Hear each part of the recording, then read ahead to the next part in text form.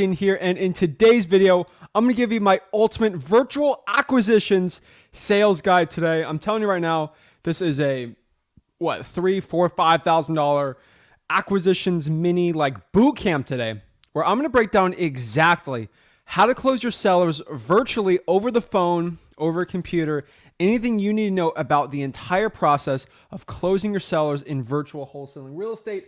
I'm excited today, guys. I'm going to share everything you need to know about how to become a king closer or a queen wholesaler in virtual acquisitions. We're going to break it all down today and show you how to close the sellers the right way for success. Before we do anything, before we break everything down, do me one huge favor and smash that like button, hit that subscribe button, comment below your questions, and of course, we're going to break down the stuff the gurus just won't tell you. We're going to break down my ultimate virtual acquisitions guide today.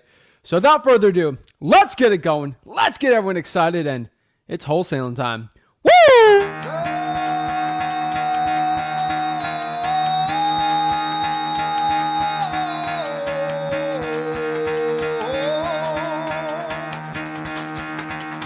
Get the fuck out of bed, bitch. Go.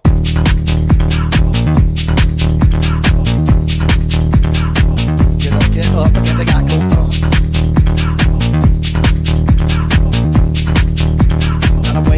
Time to wake up, bitch. Get up. Get up. Get up.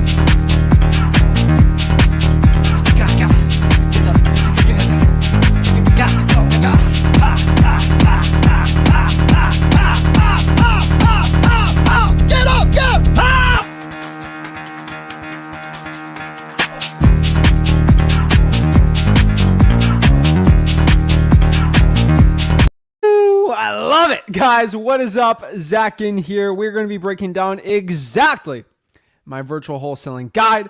I'm ready to go, guys. This is the stuff the gurus charge thousands of dollars, and I'm going to teach it absolutely for free today and break down the entire virtual wholesaling real estate process so you can know exactly the best way to get it. I'm excited. I'm ready to go. So without further ado, let's break down my virtual wholesaling acquisitions guide. Now, nothing too crazy here. We're just going to break down how to close your sellers over the phone. It's a tad of a different process than basically closing your sellers in person. A little bit different, but pretty much the nuts and bolts are pretty similar to a point. Use the same closing tactics. You just have to change your expectations a little bit to do it the right way. So let's kind of talk about, we're going to break down exactly how to go from a qualified seller to a signed contract and basically get the lowest price possible in virtual wholesaling real estate. That is basically the goal for today. Really remember, guys, when we're talking to our sellers, there's really 4 questions we have to ask ourselves and ask the sellers so we know what to say. This is the 4 pillars of wholesaling: motivation, condition, time frame, and price. We go over this basically all the time at freewholesaling.com, and that's kind of how we break it all down. Now, the conversation with the seller, it's a lot of people really overcomplicate things. Your conversation with a seller in virtual wholesaling is going to be more important because you're not really face-to-face.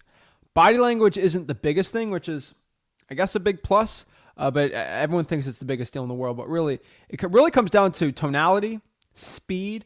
So tonality is the way the inflection in your voice when you're speaking to the seller, and then kind of the speed to a point. Speed's like how fast you're talking. You got to match the seller. Your posture to a point. If you're upright, you're going to sound a lot better.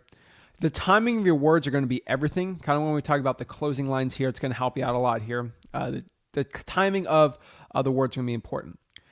The number one thing too, guys, don't blame your sellers regardless of what they say or think. I think that's one thing a lot of people really get overwhelmed with.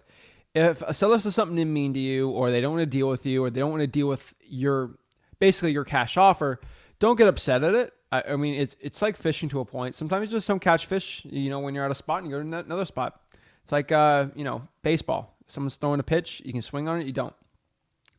The last thing here in virtual wholesaling, a lot of sellers are going to bring up like, oh, Mr. Johnston, he's trying to buy my house too, and he said this, and that. Whatever. Guys, never attack or talk bad about your competition, regardless of what they say. And if your seller's asking, I would never talk bad. We're here to buy it. We're ready to go. So let me talk about some secrets to virtual wholesaling success. You must have a belief, guys.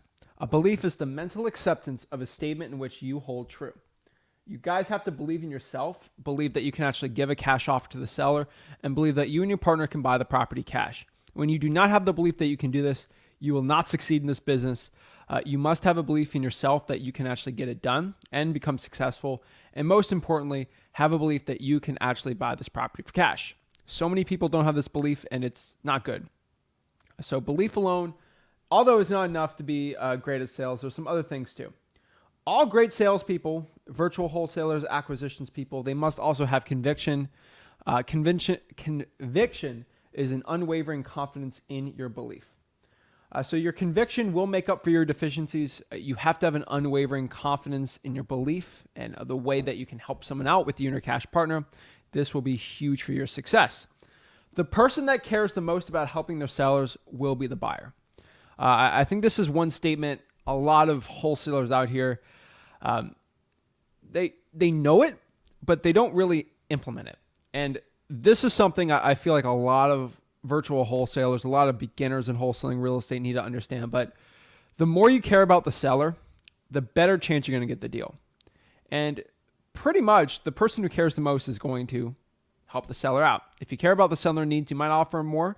Might not be the best, biggest, baddest price, but it'll get you the deal. And that's sort of the point here. We want to help the sellers out. We want to help them in this transaction. We want to help them out with everything. But like, if you really look at everything from like a macro perspective, it all comes down to helping the seller with what they want and bringing it all down. That's it. That's really how you break it all down. So the person that cares the most about helping the sellers will be the buyer. That's 101 of the acquisitions. Everyone, a lot of people clicked on this video today thinking it's going to be the super sexy Wolf of Wall Street closing negotiation stuff. It's not, guys. It's not sexy to say this, but it's true. Helping people out, having empathy, and just giving an unwavering belief in yourself that you can help somebody and give a cash offer to them is how you're successful in wholesaling. I don't care what your favorite guru or auntie, uncle got to say about it. The best way to get a deal right now is to find someone who wants to sell a house, provide them a solution of a cash offer, selling it to a cash buyer, rich landlord, house flipper for a huge payday, and just repeat the process. That's how you become successful, guys. That is how you become successful in acquisitions, and that's the best way out here. So let's kind of break these down. So you have to care more about the seller's interest than you do. I feel like that's another problem a lot of people have in wholesaling. They care about their fee, basically how much their money they're going to make over what helps the seller out. I've seen so many people walk away from deals because they want to make an extra 20K when they could have already made 15, 10K and just help the seller out. Always do the right thing too. That's one big thing I can always tell you. Sellers will actually connect with you, with your conviction, while confronting their own beliefs. That's another huge one too. So let's kind of talk about the virtual wholesaling appointment here, okay? So we basically had to agree to do a virtual appointment with the seller. Sometimes that virtual appointment, a lot of people think it's like an in-person appointment. That virtual appointment, it's sometimes a spur-of-the-moment decision to have that appointment or to get it done. You guys see me do on my lives where sometimes I'll just like get into the appointment like right there, just get the deal closed, get the seller price commitment, get a contract ready. One huge thing, like before we get into the closing, everything like that, you have to make sure all decision makers are at the property ready to go. And they're ready to make a decision on a yes or no on selling the house there. What I mean by all the decision makers, you got to make sure that if it's a wife, maybe the husband's there, everyone who actually has to sign the contract is there, or the people that all overall have to make that decision. A lot of people really get worked up on the concept of a virtual appointment. It's really not that complicated to a point.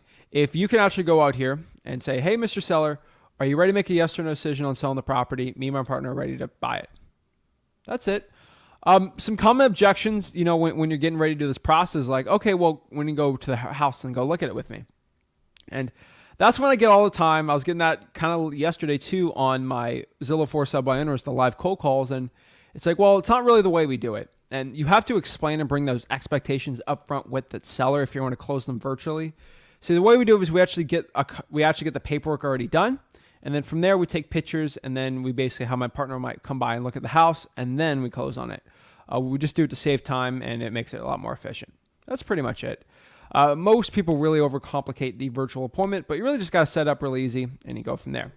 What is the goal of the appointment? This is where a lot of people get confused. Basically, the goal of the virtual wholesaling appointment here is getting a yes, which is obviously the biggest goal.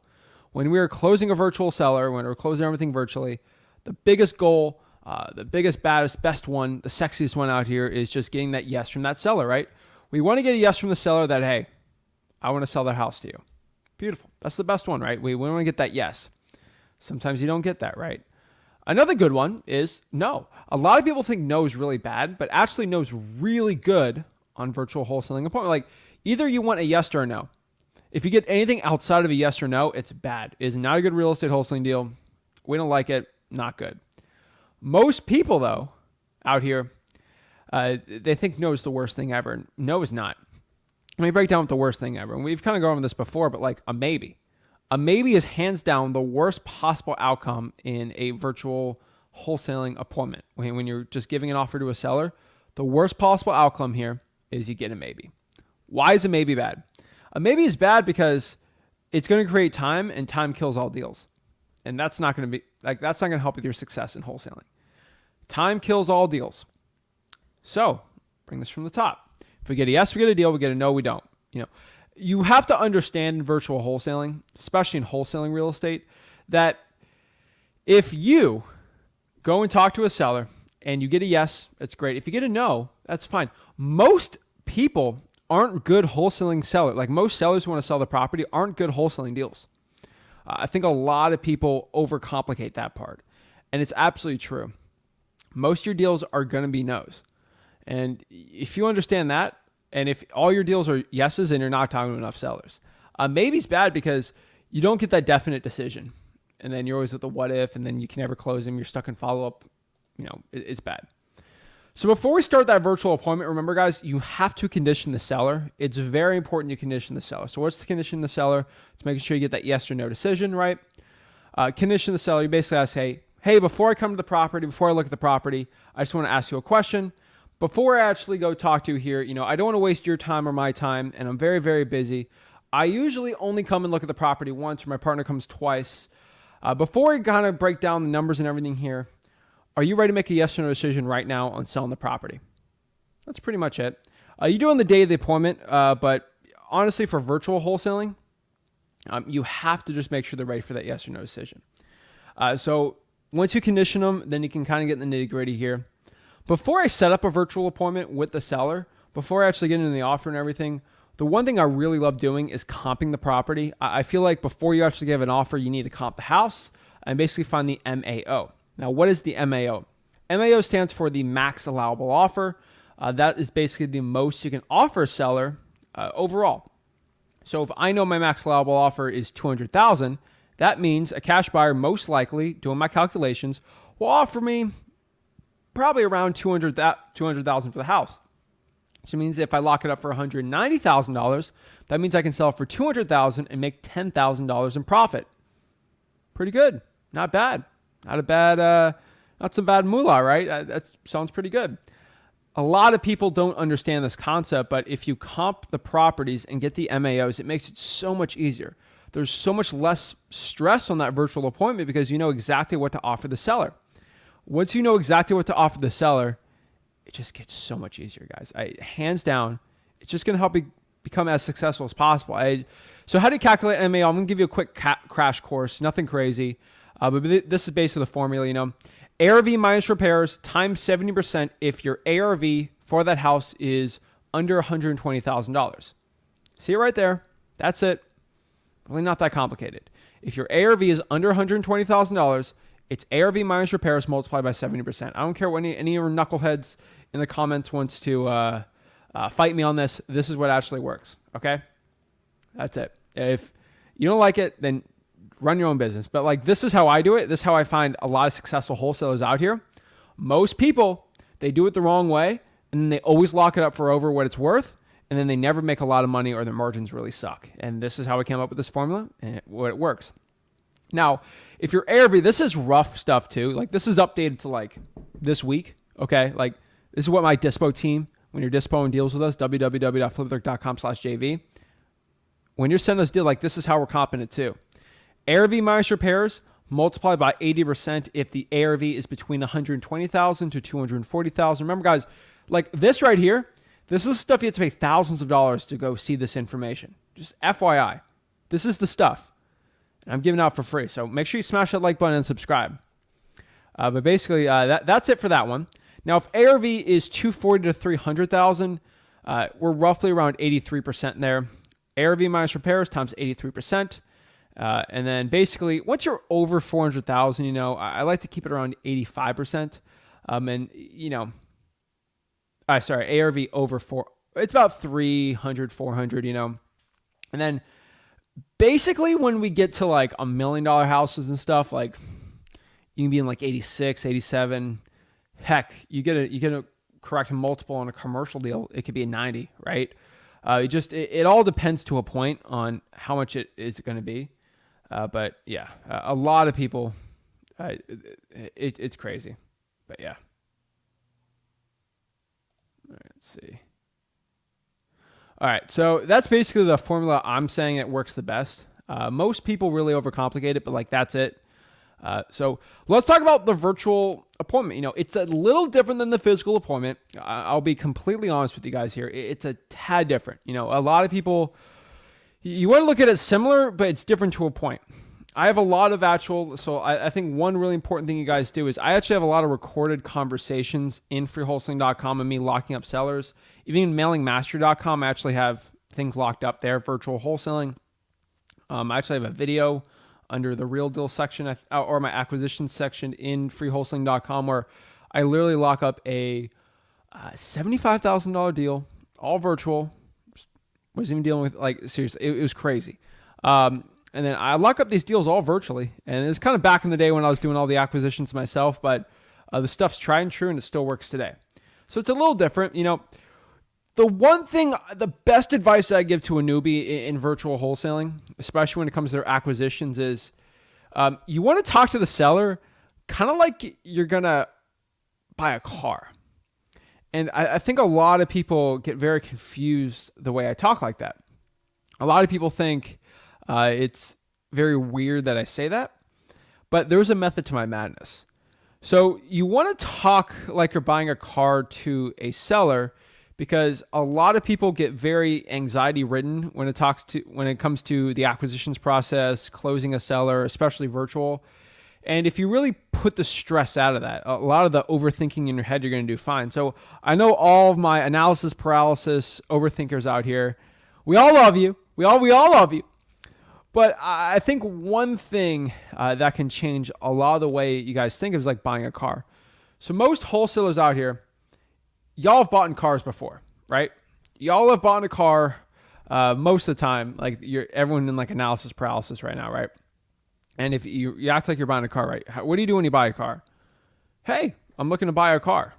Okay, well, what are you looking to do with it? I'm maybe driving it. I just want to buy it. Okay. Are you going to buy it cash? Or yeah, I'll buy it cash. Like, it's just when you're buying a car and you're talking to another person, you don't act like you're an auto mechanic who has decades of experience and you're the expert on it. Like, you guys don't act like that. You guys don't talk like that. That's crazy, insane talk, right? Like, y'all don't do that, right? So why would you do that with your seller and act like you're an expert on everything? When I go buy a car, this is a big pet peeve I have with like virtual wholesaling gurus type people. Like they do this all the time. They're like, I need to talk to my financing department in the company. We're a big hedge fund investment firm at blah, blah, blah, blah, blah. Stupid. Okay. Stupid. Bop you on the head for that. Okay. Guys, act like you're just a regular Joe buying a house. You can connect with a seller a lot more doing that. And we can just buy a car. Just say, hey, I'm looking to buy your car. I'm looking to buy your house. What do? Like, you test drive it a little. You bump it a couple times, a little test drive. Like, nothing crazy, right? And just, hey, why are you looking to sell the car? Is there something wrong with the car? Like, what's going on? It just, so many people overcomplicate it. If you just act like you're buying a car to a point and have a conversation like that, you really don't have to. When you talk really simple with it, it's going to be fine. You have to also explain your intentions, though. Too. I think that's one thing that's a tad different than like regular wholesaling real estate, but like explain your intentions, who you are, basically who and your partner are, what you're looking to do, and it'll help you a lot more. So hey, Miss Seller, this is Zach. Me and my partner looking to buy the property cash. Sometimes like even the live calls I got yesterday, it's like, why are you looking to buy the cash? Well, I don't know. We could either buy this as a rental, we could either flip the house. I don't know what me and my partner do. Basically, when we kind of look at everything, we make our decision there. Sometimes we just close on it and then we make a decision from there. But if it's a price that works for us and works for you, we're good to go. That's as complicated as you have to make it of who you are. I see so many people saying, this is Zach with Zach Home Solutions and me and my hedge fund partners on the investment firm and we're blah, blah, blah, blah, blah. You guys try to act like y'all are big shots. Come on. Okay. I'm a little different. I could say I own hundreds of rentals and I own a lot of stuff that's giving me passive income and all this real estate, and you all can look me up. Like, I can say that with a seller, but I don't really run acquisitions too much anymore. My acquisitions people can say that because it's technically they work for me, but you guys can't really get that right now, which is fine. No big deal. But if you just say you and your partner, I mean, your partner has the funds, everything like that. And the next question here, it's like, Zach, what if somebody asks for a proof of funds? Am I screwed? Am I done? Oh my God. People honestly think that getting a proof of funds is like the greatest thing in the world. I never get asked for proof of funds. Never. You guys saw me go live 2 hours yesterday, cold calling. And then the hour like before that last week, I got all these people on price commitments doing live cold calling. Did I get asked once the last 4 hours of live cold calling I did this month? The last 4 hours, cold call for 4 hours. Did I get asked once? Let's do hundreds of hours you've seen me on this channel. Live cold calling, no, unscripted, unedited. Did I ever get asked for a proof of funds once? No, never did. Not weird? No? Like, guys, so many people think this proof of fund thing, you get asked a proof of funds when you don't have confidence. That's it. Oh, Zach, well, I get asked proof. You get asked proof of funds, Johnny, because you don't act confident when you talk to a seller. When I talk to my seller, I talk with pure conviction, pure confidence, and experience. Now, the experience part's kind of harder for a lot of you. I get it. But to a point that confidence comes from me knowing I have a cash partner there. Heck, I was in Oregon. Like, I was cold calling the Oregon thing yesterday. Like, I don't have as much cash buyers in Oregon, but I was confident I can have a buyer there. Ready? That's it, guys. Making this business so complicated, it only hurts you. This business doesn't work unless you work. You have to have that confidence in your soul that you can help a seller out, and it's going to help you big time. Big pro tip I want to break down for everyone here. But basically actively hinting to the seller, this is a big like sales tip I give to everyone, actively hinting in the conversation with the seller, saying things like, hey, when I buy the house, we're going to do a lot of work here. What's the rental here? What's the cap rate? You can get really advanced if you like really want to, but like just having those like little conversations with the seller, it's actually going to help a lot. Condition the seller, condition their minds that we are the buyer. We're here to help you out. We're ready to buy this thing cash. It's actually going to help a lot, guys. That's a big pro tip I give to you. Now, we're getting the conversation. We're talking to the seller. We're ready to go into the sales process. Like, hey, Mr. Seller, after looking at everything, me and my partner, we'd like to buy this house. How much are you looking to sell the property for? Or how much do you need to get rid of the property for? Like, how much do you need to sell it for? So these are the different type of closing tactics out here in wholesaling real estate. I think a lot of people overcomplicate it, like I've said before, but these are basically them. So like number one is the low ball. The low ball is personally not my favorite one, but it is a strategy that technically could work. Sometimes it works, sometimes it doesn't. A lot of people get burned from this tactic because they don't know what they're doing more or less. But the low ball, you just low ball the seller. Like, hey, let's say the MAO is $200,000. Mr. Seller, would you take $130,000 for the house? No. And then the low ball never works really, because you don't really have a logic with it. I think that's a big problem I see a lot is like you don't add in the logic with the seller, and that's just it ain't gonna be good. So you want to add a different element. You can get that low ball. It's not my favorite. Good cop, bad cop's one that I've been teaching a lot lately, and it works really, really well. This is basically using your partner's leverage to get the lowest price possible on the deal. For example, Mr. Seller, I was talking to my partner Rick here, and he was looking at it, and he just texted me here. I think he wants to be around $140,000 on the house. Then you say that? Shut up. Don't say anything else. Guess what happens? You're going to see their reaction to that. And basically, their reaction to that is how you were going to react on it. 140 is a little low, Zach. I didn't offer 140. Hey, I did. That's what he was saying. He's cuckoo. He's cuckoo. He wants everything low. And then negotiate for what works for you. And then negotiate from there. That one's really good too. You can use like the $1 method too. So this is kind of the next one, the volley method too. So Rick's really good at this. This one works really well too. This is the king of cringe, the king of awkwardness. This is more or less the way to do it the right way. But what do I mean by it? What's the quote unquote volley method here? So the volley method is basically the method when you're talking to a seller and you kind of, it's like volleyball. You just volley it out. Volley it out. What do you mean by this, Zach? Well, let's break down. Let's have a live combo like this. Hey, Mr. Seller, I was looking at this. Seems like a good property. This seems like a nice one. Why are you looking to sell? And they blah, blah, blah. Explain to seller. We're getting in the conversation, we're looking to buy it. Mr. Seller, are you ready to make a decision on selling the property? Yes. So you can make a decision today on selling it. Okay. If we're buying this all cash and we close in 14 days, you can sell it because of, insert their motivation. What number works for you? Where just no nonsense, we buy cash, we're ready to go. Shut up, let them say something. And this is when they say, I don't know, Zach. I don't know. I don't know how much this thing could possibly be worth. My favorite's when they say that because I know they're lying when they say that. Okay. Because they heard something in an Art of the Deal book or something that they don't say the price first, right? So basically how I kind of combat them with this is like, okay, Mr. Seller. So you have no idea how much the property's worth? No.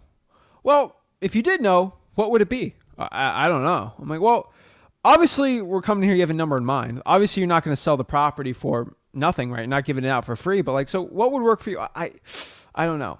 Well, in a perfect world, what would work for you? I don't know. What would work for you, Mr. Seller? I'm just curious about it. What's your offer, Zach?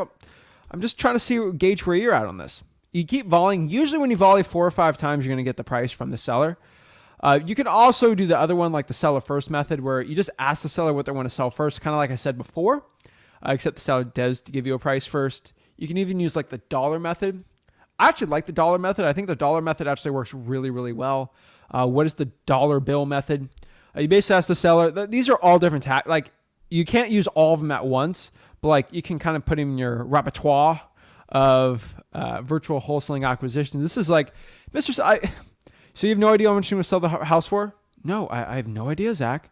Well, you got to do this with a laugh because I've kind of done this before.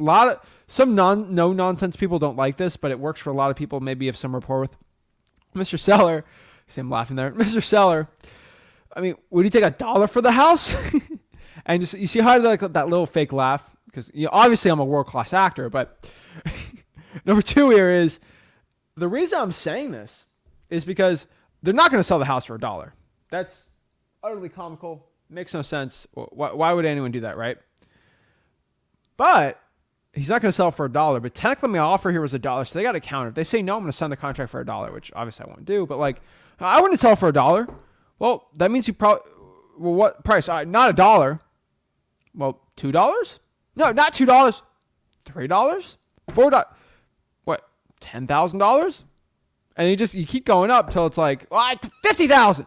Okay, and then they're frustrated, but they just spit out their highest price or their lowest price they're willing to take, and then you kind of negotiate from there. Well, Rick is at 20. Can we meet the middle 30? Handshake, logic, boom, ready to go.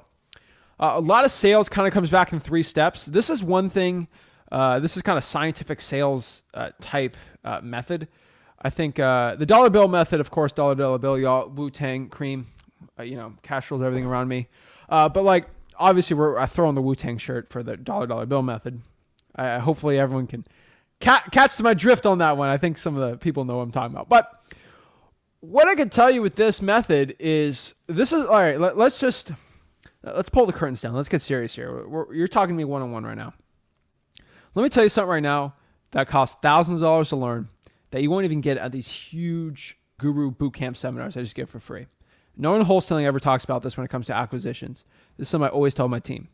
And this is the 3 stages of selling, especially in wholesaling real estate. There's 3 stages. I'm talking one-on-one. This is the stuff no one else talks about. Guru's going to steal this, but I don't care. There's 3 stages to selling. I read a lot of sales books. This is it. There's 3 stages to selling scientifically, psychologically, and people in human beings' brains. This is a quick tip that's made me thousands and thousands and thousands of dollars.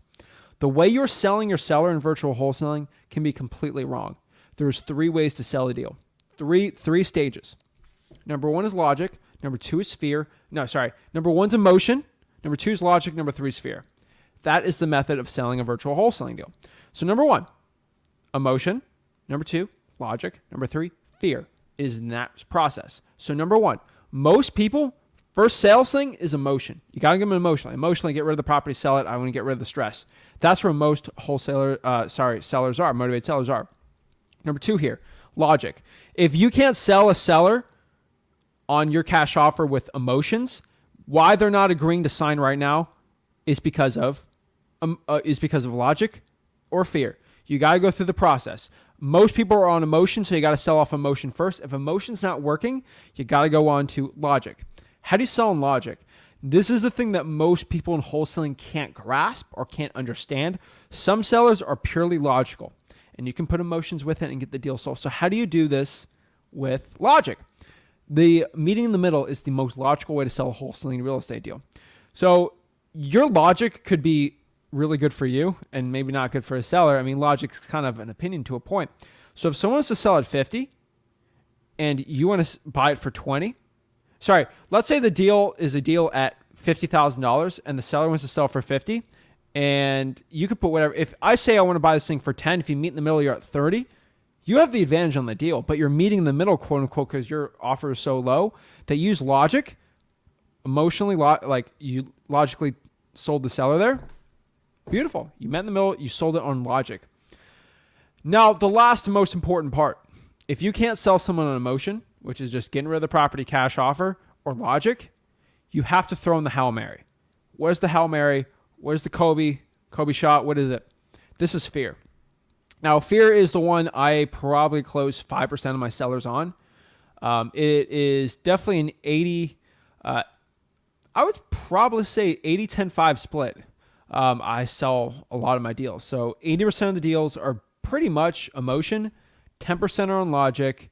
12, I'd say, 12% on logic, and then 3 to 5% on fear. And what is fear? Fear is basically like, okay, well, I can buy this thing for $40,000.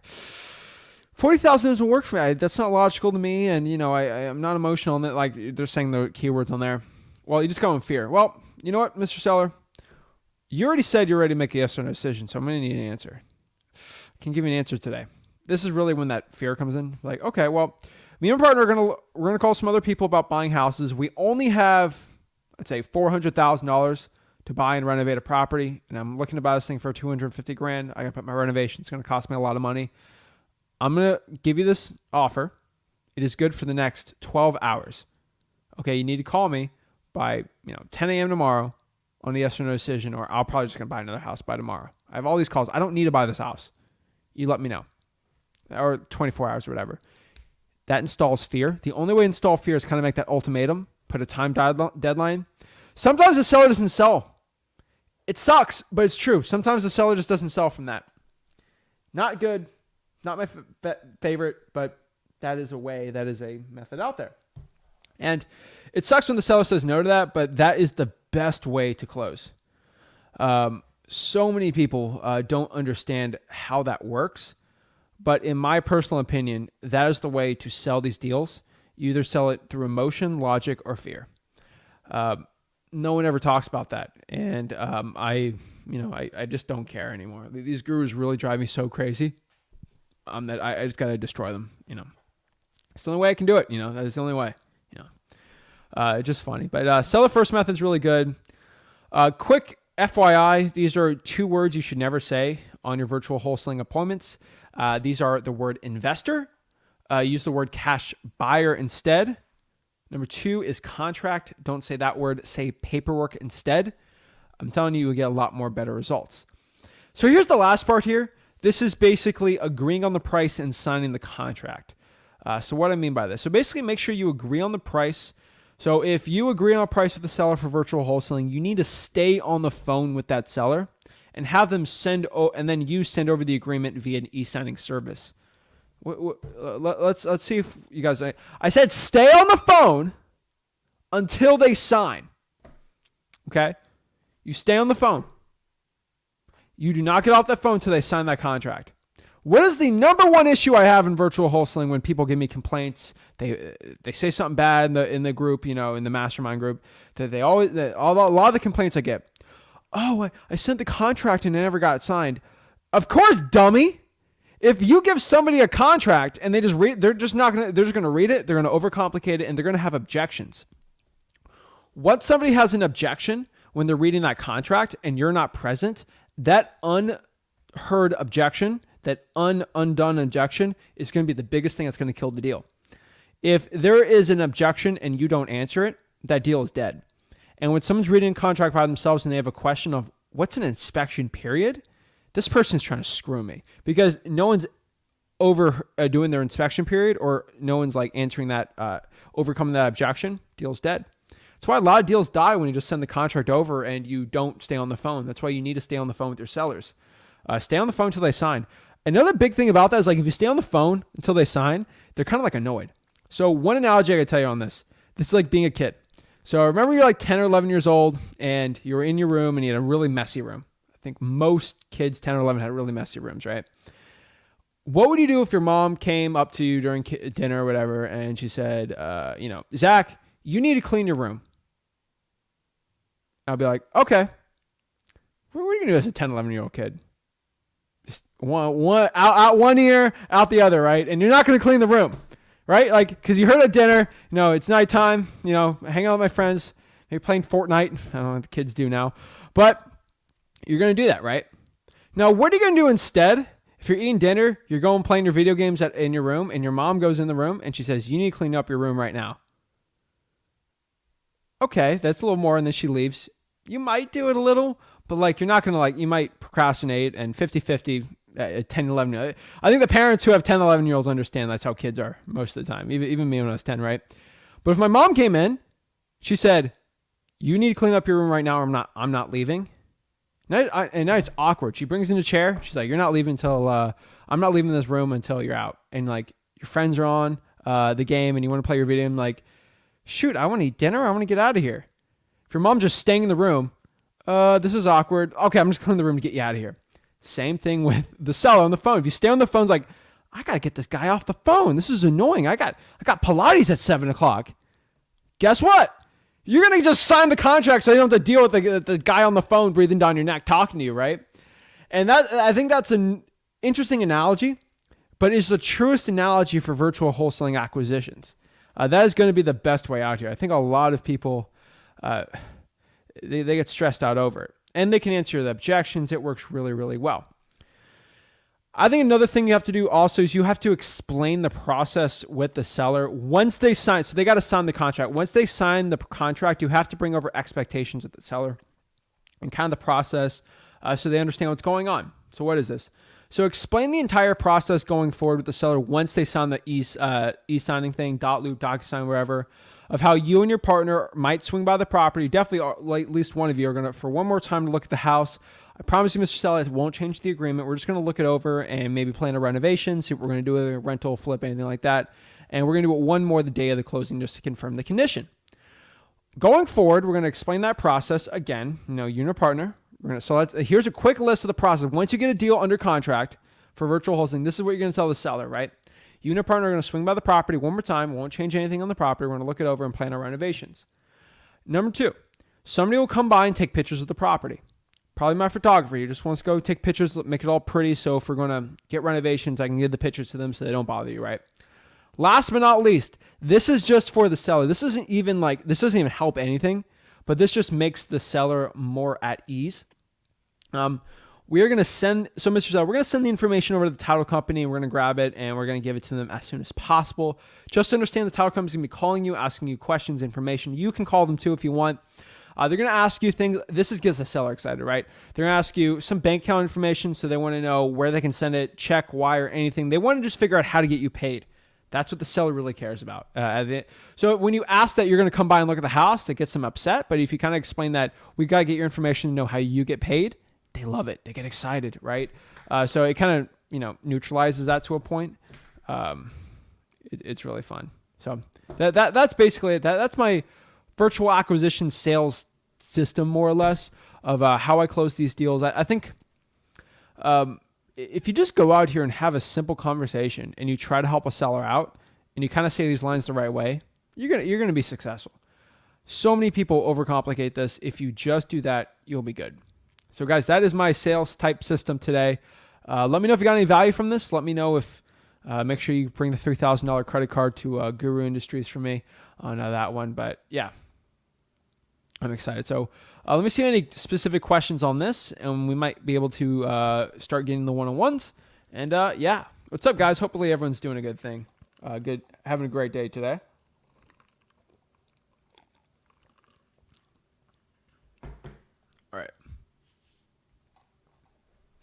All right. What's up, Kenny? How are you? How are you, Kenny? Let's see. Stoked for this one. Closed 3 virtual deals. Awesome. Awesome. Love it. Fred, what is up? Hey, Zach. This is Zach. I'm brand new. Been calling for sale by owner for the last week, and I've gotten 2 potential contracts. Fred's watching my lives. He's taking some action. I like it. And what appears to be good prices. Please help me. I tried to join the Facebook group. Yet to be in. I just let everyone in like 30 minutes ago, so it must have been new. Hop on here, ask the questions you got on here, but I appreciate you taking action, man. Love it. All right, let's see here. What's up? What's up? Thank you, Michael. Appreciate it. Appreciate it, guys. Love all the love here. This is great. Simple scales, fancy fails. Simplicity scales, complexity fails. I love all these quotes. What time? Usually it starts at like 5:05. I think we're a couple minutes late today, just trying to get all the stuff in order today. But yeah, what's up? What's up? Let's see. Wu-Tang, love it. Jesus, we are not live right now. This is all recorded, just FYI. No, we're live, guys. What's up? What's up, guys? Let's see other questions we got here. Hey, Michael, what's up? The W. Love it, love it, love it. Appreciate all the questions, comments, guys. So Tony's got a good one here. Now, so after signing the contract, I get the photographer to take the picture, find a cash buyer, then the cash buyer also views the property. Yes. How you get access to the property if it's locked? Well, you usually have a runner, boots on the ground. Either that photographer can bring them through and just walk them to the house with the seller's permission, or you can have a realtor do it. Those are boots on the ground. It's all at freewholesaling.com. So let's break this down too. So guys, let's if you want to talk to me one-on-one here, we're gonna do some one-on-one calls like we do on Wednesday, Thursday, Fridays, and then a little bit of Sundays and Mondays too on the Zach Ginn and the Rick Ginn YouTube channel. Basically, if you want to get the link to hop on, talk to me, all you gotta do is go to Wholesaling Houses for Real. That is my Facebook group that for us, and that is where we all meet. That's all where we all hang out. So just go here to, I'll put my Twitch one on because we're live on Twitch. We have people watching me on Twitch, which I think is insane, but shout out to the Twitch viewers. You just basically go to www.flipbook.com/groups/Wholesaling Houses for Real. What to do that? You can literally just go on here. I'll show you right now. All you got to do is, here it is, Wholesaling Houses for Real, right? Just let all the people in. 59,000 members. Holy moly. That is a lot of people. Holy moly. 59,000 in the group. Going well, going good. We're getting like 6,000 a month hopping on, actually. I think a little more, right? How many we got? Yeah, about 6,000 a month, more or less. It's an insane amount of people hopping on. But like you click community home, we go here, right here. Basically, so let me go back one more time to show you. Where is it? Hold on. Is this the thing? No. Shoot. All right, here it is. So basically an hour ago, shared this link. It's on featured on the top here, right? Shared a link, Zach Ginn, virtual acquisition sales system. You can watch it here. Join here, stream our link to hop on, talk to me one-on-one. So now when I get the 5 comments every single day, I always get, how do I hop on the lives? Or why are these people getting special treatment? Blah, blah, blah, blah, blah. Guys, you just got to go in the group and do it. That's it. That's basically it. So guys, I recommend everybody, if you want to get started in wholesaling real estate, check out below at freewholesaling.com and appreciate it. Also, just FYI for everyone, we are running hard on this too for the JV deals. If you have a JV deal, you want to send it, We got an insane amount, but we have the systems all set out for it. Just go to www.flipwithrick.com/JV with me, and you can send me your JV deals, and we can dispo them for you, and we can both make some money. So FYI, that is it. So let's kind of break down exactly all questions we got. So number one, we got Raymond. Raymond, what is up? What's going on, Zach? I'm blessed, man. Every day above ground's an amazing day. Man, I'm back. So I'm back and I'm nervous. So I did some reverse driving for dollars this weekend, as you recommended last week. I've gotten a couple leads. I actually have one in particular that I could get under contract. The issue is she wants like a 5-day close. Okay. And I don't have a deal. I have not done any deals, so I don't have any sellers. I don't know how to work this. She was like, well, I mean, I might be willing to do like 15 days. I've run by and I've looked at the property myself, but like I'm not an inspector, so I don't even necessarily know like what I'm looking at. I do know that the numbers work very well. Okay. So I guess what I'm trying to figure out is like, is there a way to kind of navigate this 5-day close situation? Dude, I've done, here's the thing, I've done over 1,000 wholesaling deals, trying to get 2,000. I doing thousands of deals and dealing with thousands of y'all's deals. The coolest part about it is it all kind of comes down to the same thing. Like, people ask the same objections, everything. So this is a common one I actually get. Oh, I need to close in 5 days. I have two responses to this, okay? And I think you know which one is probably going to be best for you. Number one, and I talk about this in the free wholesaling, but like not too much. This is why I love asking the questions, because this is a real example. Number one, I'll close in your deal in 5 days. Personally, me, I always say this. But you're going to have to be at this price, which is like stupid. Like I'm going to make like 90 grand, okay? Okay, I'll just close on that. Like if I'm going to make 90K, but like most people aren't willing to go that low. Right. Here's the problem, Mr. Seller. I'm just going to say it like I'm saying live. You know, like I'm just going stress, right? We can close in 5 days, but really it's most likely going to be at least 20 to 30 because we're going to have to run the title. You know, how long is the seller on the house, right? You're going to have to run the title. I have to get title insurance when I buy the house. That's it. And I'm paying the title fees. So they're going to probably be 20 to 30 days out. That's it. Right? Okay. And then my partner has to go buy it. Like, you know, he won't be available for like a week or two, right? Because he's out, whatever. You know, that's the way it was explained. It's like, hey, I have to get title insurance on the property, and we have to set up everything like that, and then after my partner come by, we can do them around 30 days. Okay. That's it. So here's the other piece. I guess I should have mentioned this first. So it's through a realtor. I don't think she's a licensed realtor though. I think she is an off-market, essentially a wholesaler. But she accidentally sent me something, and it looks like maybe she works through Open Door. Yeah, probably. Maybe as an independent contractor. Oh, well, Open Door's got a lot like weird stuff going on. So they have Open Door contractors all the time. They're not realtors. You should ask the person. Okay. Once they lie, it's a bad thing. Yeah, no, I think that's what I got from her is that she's a contractor. So that means nothing to me in this situation. Not really. Is she the owner? No, she's in direct contact with the owner. She's working on behalf of the owner. I really feel like you're not talking to the owner? No, I have not talked to the owner. I've only talked to her. Well, that's red flag number one. You need to talk to the owner. Why? Just say, I want to talk to the actual owner. I want to talk to the decision maker. Okay. Her name's Cheryl. Like Cheryl. Like, do you own the house? No, I want to talk to the person who owns the house. Okay. Are you a realtor? Are you listing it? How do you get in contact with her? Do you just text her or something? No, I did. So this was a reverse driving for dollars lead. So I posted. She called me today. Oh. I ran over there. I met her on my lunch break today. She opened up the crib, let me go in, take photos, take video. I mean, I think she might. Does she have it? You first of all, you need to check out if she has it under contract. She probably just went by the house to door knock or something. She saw it and she's pretending to be the owner. You need to be like, I'm not saying be a jerk, but like, if you are not the owner, then I don't want to talk to you. And if you're impersonating the owner, we're gonna have a problem. I don't like when people lie to me. That's one thing I do not play with. So if this person's not the owner, dude, you're wasting your time.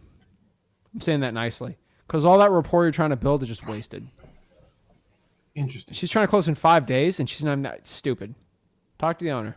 I mean, provided me with his name and information. I mean, Do you have his phone number? no. All right. Well, what we're going to do is we're going to skip trace it, and we're going to try to call after this conversation's over. And you're going to try to call the owner. Okay. All right. All right. That's it. Cool. Good stuff, though. You're taking action, man. I love it. We're going to get this deal done. Why are you saying you're nervous, though? Just because, like, I'm so new and all the information, like, started running through my head 100 miles an hour, like, once something was put on the table that was actually, like, Raymond, felt realistic, you know? how old's your baby? He is 14 months. How scared are you when you knew you're going to be a dad? I was super afraid, but excited. But guess what? No one knows when they start, like, right? Right. You just got to, like, you're a dad. And guess what? Like, it seems like you're a pretty good dad. You know, sometimes you got to figure out by just doing it, right? Yeah. Same thing. I'm not a dad, FYI, but, like, you know, right? You just got to do it, man. And that's the truth. Okay. As far as I tried to log into Flip with Rick. I'm sorry, not Flip with Rick. We're free wholesaling. Is there something going on with the website right now? No.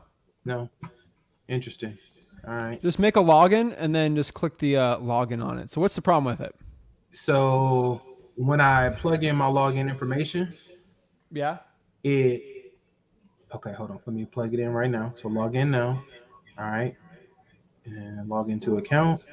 And then it takes me to this place and it says click funnels, learning platform, log into your account. That's not it. So let me give you the link right here. Hold on. Oh, you have the private chat? Yeah. Just click that one. I'll try to log in too.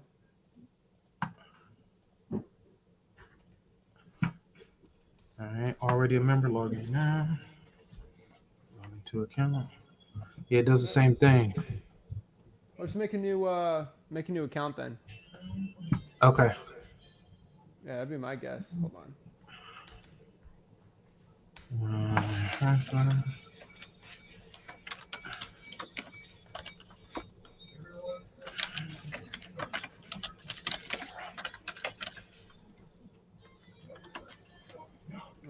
try it again. I'll try to make a fake account.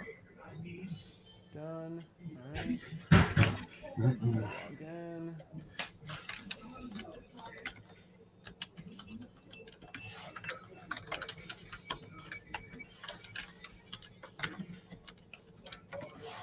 Let me go look and I'll check it out. Okay. Yeah, I'll talk to my guys on there. But yeah, just try it and try to log in again. All right. No worries. No worries. I appreciate it. Yes, sir. Appreciate you. I'll message you. All right. Have a good one. You too. Boom. Yeah. Let me know if the free wholesaling is working. Usually clear cache, it usually works. But yeah. All right. Raphael, what is up? Hello there. Hey, how's it going? Good, good. Thank you. I'm just new to the issue. I'm just seeing what's up. I'm a real estate agent, and I'm just starting off in real estate, so I getting a little difficult for me on there, and I started to research about wholesaling, and I really love it. So I found you, and I'm just checking out. Awesome. What market are you in? I'm in California. I'm in LA. Okay. Cool, man. What questions you got? How can I help you out? I actually, I was thinking like when you get the contract signed with the seller, how do you find the investor So Raphael, I would recommend you go to freewholesaling.com. Yeah. That's my free wholesaling course, Okay. and that will kind of show you it to a point. Okay. There's a lot of ways. There's calling the for rents. You can technically like go on a PropStream or something like that and actually buy and get a list. Go on Facebook groups. There's multiple ways to do it. Cool. Okay. Appreciate it. No worries. I'll get back to you. All right. Any more questions?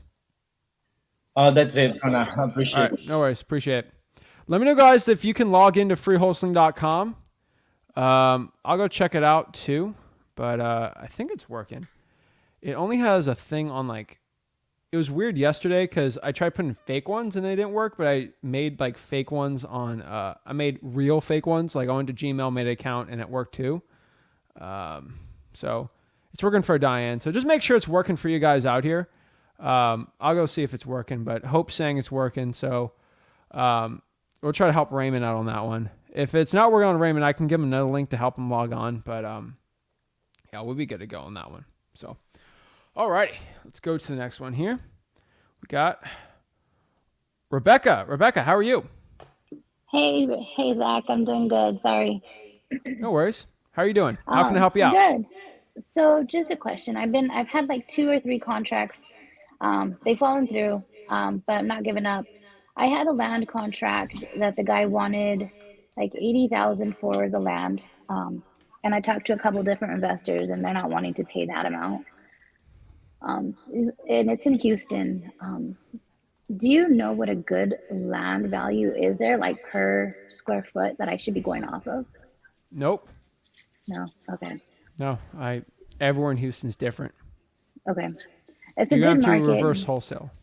Reverse. All right. Yeah, you're gonna have to talk to a cash buyer on that one. That's what I did, and I think I've got a number that he's wanting. I just got to convince the guy to go down a little bit more. So that's my work That's cut it. out for me. That's it. Most of the time, that's the answer. You know, it's usually the price is too high to a point of why a cash buyer's not wanting to buy it. Yeah, and I Especially understand. Houston. Yeah, building a house on top of that, and then I have to consider all that. Yeah. I have another question for you. Yesterday, I really wanted to say thanks for going live with the calling the FSBOs because I've been doing that. I've been getting lots of rejections, but it gives me motivation to see that it's not just me. No, I get the no's, but you've seen on a couple of last like 4-1s. Like I get some good leads on there too. Yeah. I did hear you say, should I be calling also like for the rental ones as well? The rentals? Mm-hmm. For cash buyers, yes. Not Just for cash buyers, sellers. okay. Yeah. Okay, then I can do that as well. Kind of going to spread my wings a little more than Houston area. Going to try looking different since I'm virtual. I can do everywhere. I know you're in Alaska. Yeah. So just gonna kick it hard. I just had surgery, so I told myself and gave myself a day to recover. Then tomorrow, hit it hard since I'm at home and I don't have to be at work. I love it. All right, Zach. Well, thanks for always being out there for us. Of course, Rebecca. You got any questions, you let me know. All right, thanks. All right, have a great one. All righty. Next here, we got Vince. Zach. Bro, Florida's getting hot, man. Yeah, exactly, man. I was walking outside. I was like, I can't do this. I don't know what's going on out here. How you doing? So, man, how can I help you out? Am I echoing? No, I was gonna put my headphones in. I don't know. All right, I think it worked. I try it now. Hello? Yeah, you're good now. Okay, so yeah, man. Right now I'm dealing with a situation. I have a guy that's he wants to sell, right? So my thing is I'm trying to figure out his main motivation. From what he told me, or his main pain. What he told me is he's been a landlord for this property. He got 2 properties, and one of them, the one I'm trying to get, he has for 15 years. And basically, he's ready to sell. He doesn't want to put the repairs in it to put it on the market. The ARV in the area is like 384. Okay. It's 304. 384. Okay. It's a corner lot. It's a good property. He wants 310 for it, but I I had one of my contractors that I work with in the area go check the property out, and of course, he gives a big estimate. He gave like I think like 40,000 of estimate repairs. Okay. Um, Basically a complete flip. And the guy and I asked the guy, I'm like, hey, have you got any contractors that came and what was their estimates and things of that nature? He said, oh, well, they only said 10 to 15, and I'm like, okay, so if it's only 10 to 15,000 in repairs, why would Bro, you that just, would do the roof. That why do would you, why would you just go ahead and put the work in and put it back on the market and just sell it? And he's like, oh, well, it's going to get done somehow soon. He keeps going. I'm like, and then he keeps saying, oh, I'm not distressed. I'm not in this distressed situation, so I don't want a low ball offer. And I'm like, well, no one's trying to lowball you. I'm just trying to figure out your situation. Like every time I try to get like rapport build, it's like he Yeah. brings this wall up. Oh, wait, I know where this is going. And I'm just like, bro, like, you want to sell a house or what's going like? So I'm trying to figure out from you, like, how would you attack this situation? How would you get this guy to like logically realize, Well, Vince, you remember you're watching the video, right? You're watching it live. right? What are the 3 stages? Yeah, That you emotion, commit? yeah, Emotion logic, and fear, right? right? So how do you do everything logically? The number game. The number game, meet in the middle, right? That's that in my opinion, that's the best way to find a logic, right? Mm. Because the second way is you get the property appraised and then you buy it for that price, which won't work, right? Mm. So, right? Hey, I was talking to my partner Zach. This is Vince. He was looking at it. He was probably around 260,000. He told me. Mm. So I'm shutting up. I'm waiting to see what your reaction to that is. And then, hey, if he blows up, because he might. Hey, Zach's crazy. He always tries to buy everything for super cheap. He's cuckoo, right? Where are you at? Oh, I'm at 300. Let's meet in the middle. Okay. Right? I guess for the emotional people, I always love to do the close. Like, hey, let's cut to the chase. I'm not a sales type person. I'm just looking to buy the house. What works for you? No nonsense. Mm. If I buy it, it works. If I buy it, it doesn't. Those logic people are like weird, like because we're in Florida, right? A lot of New Yorkers here, like they're all like that. So I'm really used to it where I'm at. Mm. I mean, where I'm at, the Mets have their minor league teams. Like all the New Yorkers, they love moving here. So I'm used to it, man. Those sellers are to a point. You just got to use the number. It's all the numbers game with them. Yeah, there's no rapport build. There is some rapport, but it's just a lot harder. Well, I know the guy. I know he's getting people that's talking to him. So like he's picking up when I text him, call him. So I'm like, it's the reason he's dealing with me. And I'm like, hey. So at the end of the day, I know he's gotta have some kind of motivation. And my thing is, he won't give me a straight up answer. Just say I don't have the money to repair the house. He like if you did, you would have done it already. You wouldn't even dealt with me in the first place. And that's my biggest thing is he won't accept that. He just, oh, well, I just wait a couple months and I'll figure it out. I'm like, well, in a couple months, the whole market could change. And so, yeah. So like I said, I definitely keep posting, man. I hope that works. That'd be great. But like I said, I do have my estimate report. I could give them the rundown and show them, like, hey, we got to fix this. Like I went through the property today, and yeah. So let's see how it goes. That's right. Do you have it? Do you know a price he's looking to sell it at? What I would want to sell at? Oh, him. Yeah, he said 310. Remember? Let's do the math here. I mean, what did you calculate the MAO to be? For him, 290. Yeah. Well, after repairs, around like 290, 280. Yeah, I have 290. I have 292, and I was just trying to be generous on it. Mm-hmm. If you're at 292, he's at 310. So let's kind of do the math together here. Let's say you make 10K on this. So 282, you're making 10K, right? So 292 plus 270 divided by 2.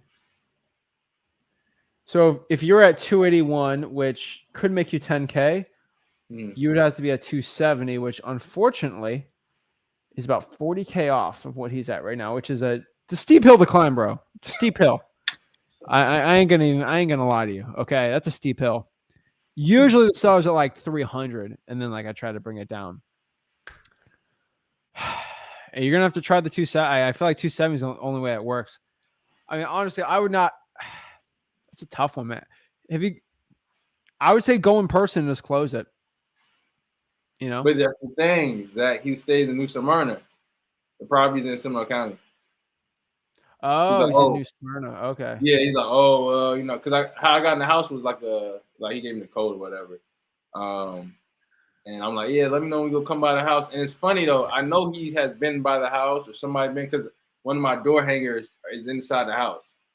So I know he buddy, though. Yeah, but that's what I'm saying. He doesn't want to like that's kind of like wall he's building up. Or I'm never there. You know, like you know what I'm saying. Like he don't. I don't want to even be around that property type deal. I'm like, then why you just want to sell it? He's like, you know, like I mean, of course he's want to sell it, but like just work with me if you're trying to get this done. That's what I'm. I mean, there's two plays here, right? You just lock it up for the lowest you possibly can, and you bring 50 cash buyers to the house. So you have the lockbox. Right. Unfortunately, he's gonna be rude, but you do have it's pretty good, man, because you can bring. I mean, you've sold some deals, right? Like you can just bring some cash buyers you've already dealt with, and they can give you a price. You could do this too, if you really want. Like you can bring a cash buyer that you really trust and know, probably ones you've already sold deals to. Mm-hmm. Walk through the house, give you a price. You know, Vince, I can buy this thing for $295. Mm-hmm. All right, now so negotiate, right? Right. Personally, me, I don't care what a cash buyer tells me. I'm just going to lock it up for the lowest price I possibly can. If it's 285, it's 280, 270, heck, 250. That's how I'm going to figure it out. That's real. So that's what I do. That's what I was thinking, like 280. See if I can get them there and be like, hey. I knew a tighter deal if I have the access to a lockbox. That helps so much. I usually get an extra 10% because I get extra buyers on there. Yeah. You play the game. If a seller's living in the house, you only have like two to three like walkthroughs. People just come in the house. You have 20, right? Mm-hmm. The only person that's going to complain is the neighbor. That's real. And just to piggyback on what you said about I actually lost a deal, man, like a couple of weeks ago. Well, I lost 2 deals, and it was solely because it hurt me. It hurt my heart, man. I lost like it was at least 25K.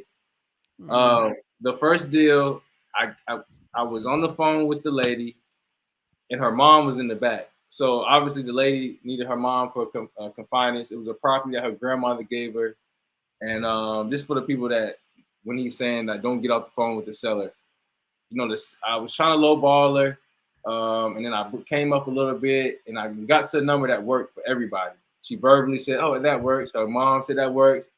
Where I messed up at is I hung the phone up. She called her fiance. Her fiance told her this, that, and the third, and then the deal didn't go through. And then another deal, I don't know how. I know why it was another guy. I got him at the number I needed. I sent over the contract. I didn't get off the phone with him, but this dude thought it was a scam. He was like a 50-year-old guy. He's like, "Oh well, you know, you're not gonna get over one on me. Who you think I am?" Hung on the phone up, blocked my number. like, dude, it goes hand in hand, huh? Yesterday, when I talked to my sellers, I said and but, not because I said that so I didn't sound like a scam. I literally said that. How many like uhs and buts do you hear that are like very American, you know? I do that on purpose, right? So I sound like a real human being, not a robot, a VA or whatever, with my cold calling. Like, hey, I'm looking at a Zillow for sale by owner at. It's VAs can't do that. Okay, I can do that. It makes me sound like I'm real. There's no scam artist, you know, from I don't know where that would do that and say that, right? That's real. There's reasons why I say that, and when they sound like they're kind of scammed off at the beginning, I start doing that. Okay. All right. Appreciate it, man. Oh yeah, I do. I say this stuff not so I feel good. I do it to help you because I wish I said that before, but like, dude, it's true. Stay on the phone, man. Yeah, man. It's expensive pain. It is. You learned the lesson. You either heard it from me or you had to deal with it yourself. And unfortunately, you had to deal with it yourself. That's fine. It's fine. I can only tell you not to go put your foot on hot lava, but until you do it, then you're not going to do it anymore. Unfortunately, you had to do it. So, for sure. All right, man. Thank you so much. All right. have a good one, man. Yep. Thank you. Guys, when you hear me say something, I don't say it just to make myself feel good or like I'm here. Like I like myself talking. Actually, I hear myself talking sometimes in these videos. But you got to understand when I tell you, hey, you got this is a rule, condition the seller. When I tell you why you got to condition the seller is because if you don't condition the seller, you're going to lose the deal and they're going to be upset. The hot stove. Hey, don't put your hand on the hot stove. Hot stove on the hand. Okay, never again. Sometimes you guys got to deal with it. Drives me crazy, but I think that's one thing you got to understand. But yeah, I do put in the uhs and buts strategically. So it depends. Like when I get in like the selling, I don't do that at all. But like in the beginning, you're going to hear me say that on some of the live cold calls because Zillow 4 sub owners think I'm kind of a scam. VAs can't do that. And I did it. Like I said before, one thing I want to understand, guys, is like when I say before that it's your tonality and the way you say the words. It's very important when I was starting out. So yeah. Justice. Oh, what's up, Zach? Hey, thanks for taking my call. Awesome. Not too much. How are you? I was actually, yeah. I saw you on the one-on-ones backstage at the gym. Oh, what do you work out today? Sick. All right. So hey, let me just run you through. So I've been doing this for about a week or so now. Okay. And I got pretty far on this house. So far as to send the seller a contract and to get it. So yeah, I'm having trouble with the seller basically, which this live stream that you did helped a lot, answered a lot of my questions that I had. I guess the main question I have right now is I'm using the contract that you have on your website. And I sent it to him to sign, and he came back at me and told me that he didn't want any inspection contingencies, which, I mean, I watched your video. You said that having that in there can avoid a lawsuit and stuff like that. And basically what I said to him. Yeah, that's a line you can't cross. Yeah, okay, that's kind of what I thought. Like that's why I said I just got off the phone with him a little while ago. I told him, I mean, that's just kind of the basic wholesaling contract. He's trying to come at me saying he's got all these people calling him. I know he doesn't. And like he's trying to really rush me and stuff. Just trying to kind of push me into a deal that I feel like it's common sense as I'm talking it out, but yeah, he's just kind of trying to push me into that. In your opinion, like, should I go through with that kind of a deal, or should I just move on to the next? Because I mean, I have a lot of leads. I've been calling and driving for dollars like all day, 24/7. Like, what do you think about that? This is easy. So the inspection period is one of the easiest ones to get over. You're just new, so like you don't know how to overcome it. It's fine. Like once you figure it out, you don't forget it. The inspection period, more or less, is so you can get out of the contract for anything really. I like to keep the inspection period 30 to 45 days because I don't want to inspect it one day and then there's a hurricane on the house and then I'm stuck behind the ugly looking house, right? And it's ruined. It's very important you do that. So like, where do you live? Where are you doing your wholesaling from? Cream City, Milwaukee. So like I live here. So I've been just trying to start local. I've been reaching out in Madison and Janesville, just because I have family out there that can work with me and stuff like that. Primarily Milwaukee. Okay. I mean, sometimes if I'm not too familiar with it, but like in Milwaukee, sometimes if you don't like, I don't know, if there's too much snow on the roof and you don't deal with it, sometimes the roof gets severely damaged, right? Oh yeah. You can explain that like, hey, like during the winter, if I put a property under contract and you don't take care of the roof and the roof just caves in from the heavy snow, I'm gonna have to buy that house with that same price and now I'm screwed. I put these inspection periods because I don't know, I'm not responsible for the house between the day I buy it. So of course I have to have an inspection period in between there. That's always an excuse. I'm in Florida, so I say hurricanes. You know, a hurricane can hit 30 days and change everything. Same thing, more or less. That's the one thing I always say for that though. Dude, you're in a great market, man. Yeah, he is absolutely not budging. He doesn't want any inspection period whatsoever. So Okay. like, I mean, if Let's start with the realtor. okay, No all right, realtor will even do that either. No buyers, okay, even when you put a property under contract, they actually need inspection periods to go assess the property. mm-hmm. And so that's Which it. leads me into another question. So, damn. Oh yeah. So would you consider a person the seller? The reason the dude was trying to sell his house is because he's trying to put an offer in on another house. Would you consider that a motivated seller or no? Yeah, I've actually done Yeah. big deals like that too. Okay. I didn't All right. consider it until I started doing like $60,000 deals, and that was the only reason. But usually it's like a little farther away or something like that. Like I had I didn't release the vlog, $77,000 deal. Motivation, they just wanted to move to Georgia. Okay. All right. You know. All right. And then I guess, I mean, you already answered. I was about to ask you a question about how to work down or like lowball a deal. But the thing where you said, start at $1 if they're really coming at you, that actually is like pretty smart. I like that. Yeah. And then One thing I give to you too, as a beginner, you're gonna get hit hard, like hard. This is your first week. Ready? Yeah. It's Justice, right? Yeah. All right, Justice. How much are you gonna offer to buy my house for right now? How much are you gonna buy for? Huh? What? I mean, Dude, in my all dream, the time. Yeah. You have to know Yeah. what to Yeah. say. No. Yeah. And I know, like, and I come from, like, I was a project manager, so I'm not like that much into sales. So I'm really learning a lot. And I mean, like I said, I just started this week, so I'm really just kind of jumping in there, and like learning as I go, because I mean that's more so how I learn. And like yeah, I've learned a lot just from not even actually going through with this deal, but just learning how people work and stuff like that. So Yep. yeah. But, all right, I got so one more. someone asks you, I just want to tell you so you understand this. When someone says, it gives me very common, you're gonna get, how much are you gonna buy the offer? How much are you gonna offer the house for, Josh? Like they're just people are like that and they're rude. Yeah. I get this on the live. I always bring this up, and this is very important. Hey, Mr. Seller, I would love to go offer you right now on the house, but have you ever bought a car? Yes, I've bought a car before, or a boat, whatever.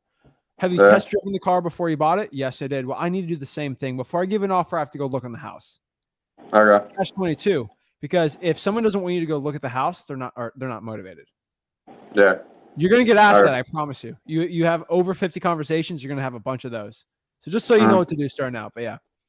All right. I got one more question. I'm out of here. That's as many as you want. I appreciate that. The earnest money deposit. I was watching one of the videos with your dad where he was kind of explaining it. For any reason, should I be paying the earnest money deposit, or should the buyer always be paying that? And You then need to pay it. Starting out to the title company, $100 to $300 at most. Okay. And Maybe I'm paying that. If you're crazy. You pay that to the title company, but you get the money back if with the inspection period. Okay. Yeah. You get it back if it's within the inspection period. Mm-hmm. Yeah. All right. And then so like, I guess yeah. So I'm always going to be paying that, and then would I? You get it would back I send the end. Okay. And then would I send the contract to the title company before I have a buyer, or should I wait until I have a buyer lined up to send that to the title company as soon as possible. As soon as possible. Okay. Because I don't get the nitty gritty of it, but this is for a lot of people watching too. Let's say you put a property in a contract. It's a $50,000 deal. You send $100 earnest money. You give it to the title company. I try to screw you out of a deal and try to screw you. Guess what's going to happen? Hey, I get my earnest money right here on the 15th, and you send it on the 20th. I get the deal. It just protects you. So another common question: what do you do if someone tries to screw me out of a deal? If you have the earnest money, you're protected. Okay. And then before I go, like, what is like your number one tip that you wish you had known when you first started? Confidence. Just off the top of your head. Confidence. Confidence. All right, for sure. Confidence. Cool. Dude, it's everything. Yeah. All right. Yeah. Cool. I appreciate it then. Thank you. And yeah, thanks for all the help and stuff that you hop on next week. I want to see your progress. Don't stop. Most definitely. Now that I know how to get in here, I'm definitely gonna be here regularly. So yeah. All right, man. It's up to you. All right. Sweet. All right. Thanks. Business doesn't work. Hear me out. This business doesn't work unless you work. I've been waking up. I wake up at 4 every morning, go to the gym, start driving for dollars around like 7 to 10. like it. Like take like a little break, and then I just start calling for the rest of the day. So yeah, All right. I've been grinding. Love it, man. All right, sweet. Thanks. What up? Good time. Boom. I love it. Y'all don't have to get up at 4 a.m. to be successful in wholesaling, but every guru tells you that. But 4 a.m. doesn't hurt. I mean, Anna, what is up? Hey, we're getting like broken down here in California. We're Uh-oh. getting upset because I can't find any deals. We've been Okay. we've been pulling the lists, we've been calling, and the prices that people want here is like, Yeah. should we try virtual or should we stick to our Northern California area? Your So Northern personal California opinion. is a very tough market.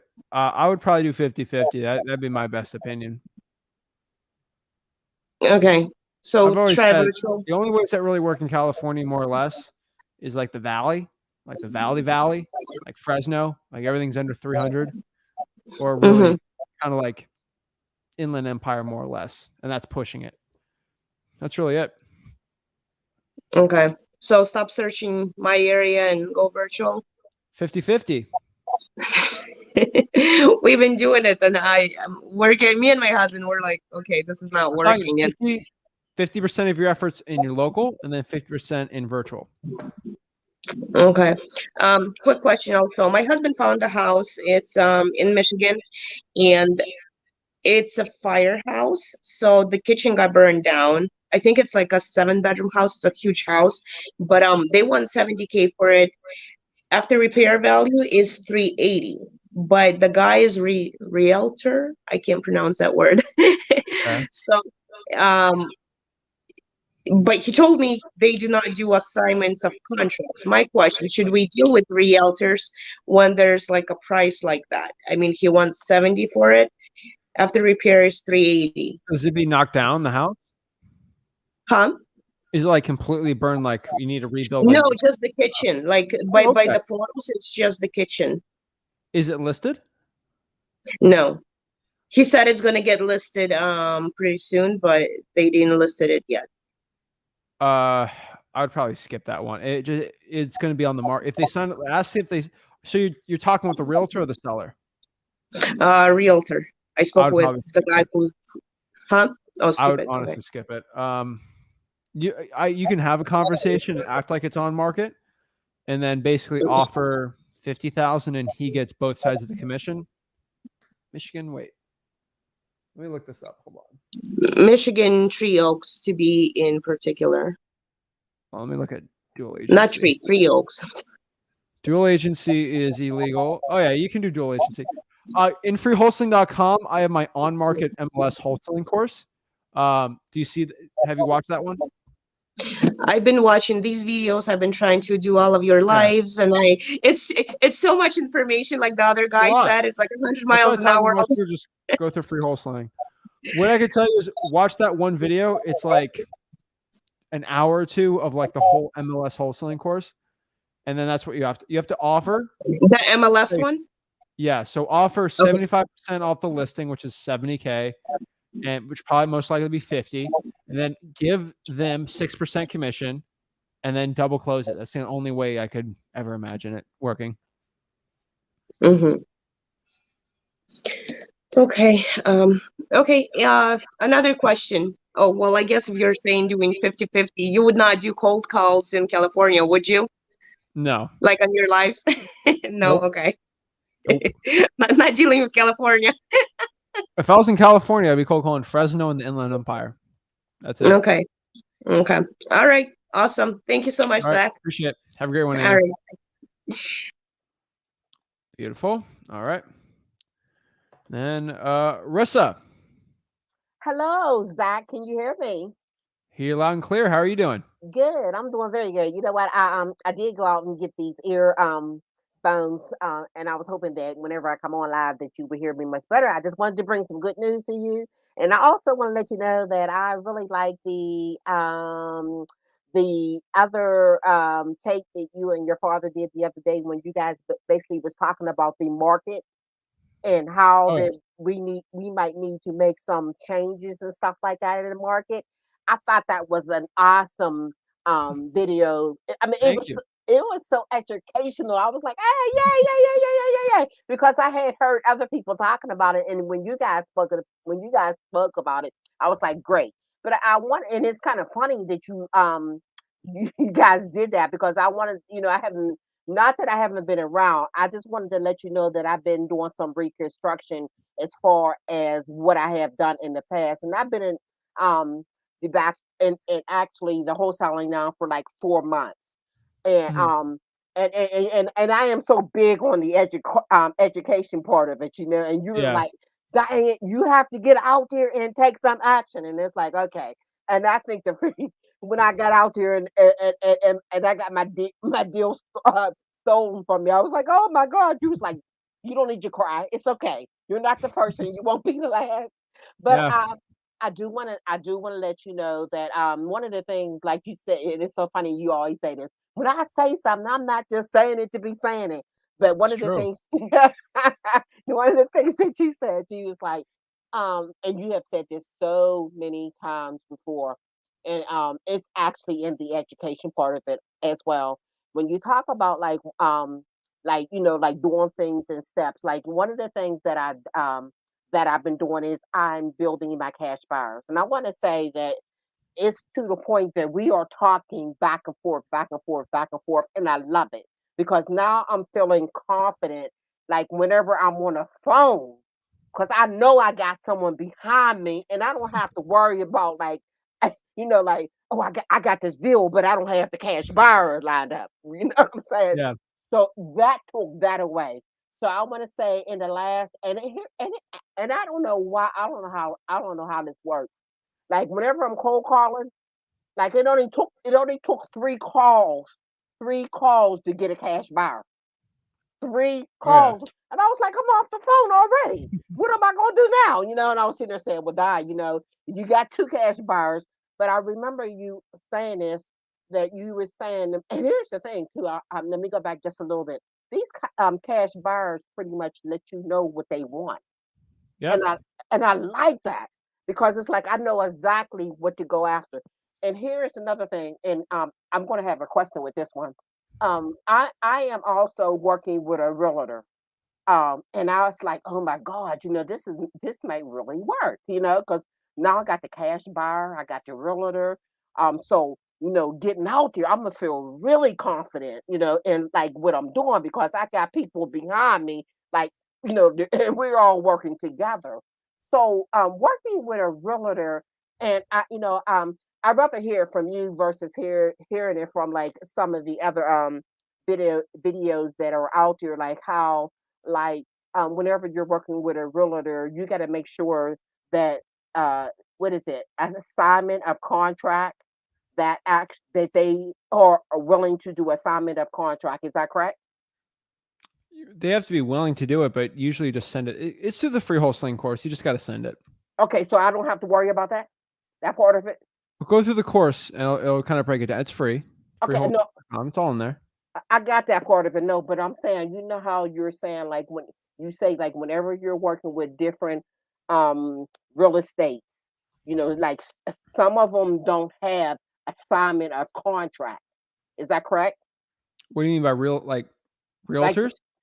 right, right. You know how some of Some don't. Some will straight up refuse it. But when you're dealing with realtors, you got to go deal through 100 of them, mhm. and like 4 or 5 of them are going to be deals. Okay, It's a okay. numbers game. Okay, okay, okay. So we're great on that one too. I'm glad to hear that. So, working with a realtor along with having my cash buyers behind me, because you said, it's nice that you go ahead and get them lined up. That way, you don't have to worry. Um, but the realtor part of it, you know how they get like 3% from, I think it's 3% from the seller pay, 3% to the listing agent and also to the actual, what is it, the buyer's agent. Is that correct? Yeah. You Okay. got you got to go with free wholesaling. It's all explained in there. Okay, okay, okay. So I just wanted to basically kind of thank you for everything, and I'm in the wholesaling big time. So I just want to let you know that I have made some progress. I did have a let me tell you about the deal that did not go through. there was a seller that actually his house did not go through inspection. The problem that seller was having was with the storage. The seller wanted me to come out of my pocket and make the repairs and then at the very end, he wanted me to take it out of like whatever whatever my fee was. And I told him, I said, I can't do business like that Yeah. because, and I spoke with the borough of that particular department. They said, don't worry, he won't be able to sell the house because the act to actually fix that sword problem that he had, he's looking at anywhere from $5,000 to $8,000. So I did get a deal like that, and of course, I was not paying that type of money for I don't personally. Okay. Yeah, so that's Perfect. basically it. Thank you. Okay. No worries. If you got any questions, let me know. I will. Thank you so much. All right, thank you. All right. Next here we got Savannah. Right. Hey Zach, can you hear me? Loud and clear. Okay, awesome. So I have been following you and your dad for like the last 2 months, and I have like 10 leads. I'm doing virtual wholesaling, and I'm finding myself like pulling back because of the after repair value. I'm kind of getting struggling with like if they say they have 3 bedrooms, 2 bathrooms, but if I look on Realtor or Zillow, it'll show 2 bedrooms, 1.5 bathrooms, and then just finding the comparables for those kind of properties. And then, I don't want to offer them too much and get into all that deal. And then, I don't know, for some reason, I'm worried about finding like a boots on the ground person to, check it out beforehand. Like, what are your opinions on that? That's easy. So if you just want to verify 100% the info in a house, just go to the property appraiser. Okay. The Property only way. appraiser's website. Only Perfect. way. For that PropStream can county? be wrong. Yeah, Zillow can be wrong. Property appraiser is like 99% always right. Okay. Because PropStream and Zillow, they pull it from one place, the property appraiser, most of the time. Yeah, Or I the have tax bill. I have PropStream, and then I noticed like there's a conflicting thing, and I'll get those. I fixed it in '99. It's been like that, or I bought it like that, and it'll show. And like, no, it's 4 bedrooms, 2 bath, but Yeah. the property records show like 3 bedrooms, 2 bathrooms. Because all of a seller tells me it's 1,500 square feet, but they include a patio, or they include like the garage in the square footage. Like stupid. Like that's why you just gotta look at the property appraiser. Now, boots on the ground's easy. There's 2 ways to do boots on the ground. Either you pay for it or you partner with somebody. And paying is a lot cheaper. So the amount of people that you pay $50 to take pictures of a house with an iPhone is very high. There's a lot of people wanting to do that. So that's really easy. That and what do you recommend? Like just Facebook groups? Jobs group on Facebook. So if you're doing Indiana, the Indiana, 4 jobs group. I need someone to take pictures of a property, $50. All I need is an iPhone. Got it. Jobs on Facebook. There's a lot of broke people with really nice phones. So and then the property appraiser is usually for that county, right? Specifically? Yes, it'd be for that county. They're called tax assessors. Like they're different names everywhere, but yeah. Okay, I think that's the only thing that's like mentally in my head. I have everything else that, table attorney. I know, and I just gotta get out of my head and make sure I just want to, make the right offer so I can land that cash buyer. So I can get. I don't want to waste that time of You're overthinking over offering. Remember, you don't even know what a cash buyer is willing to pay unless you get under contract. I always just get usually the lowest the seller's willing to take, and then I bid out with the cash buyer. 90% of the time. I roughly know where I got to be at, but like I don't stress over it. And for those discrepancies of like, there's a 4 bedroom, 2 bathroom, but I'm going by I'm just gonna go by the tax assessor's info, correct?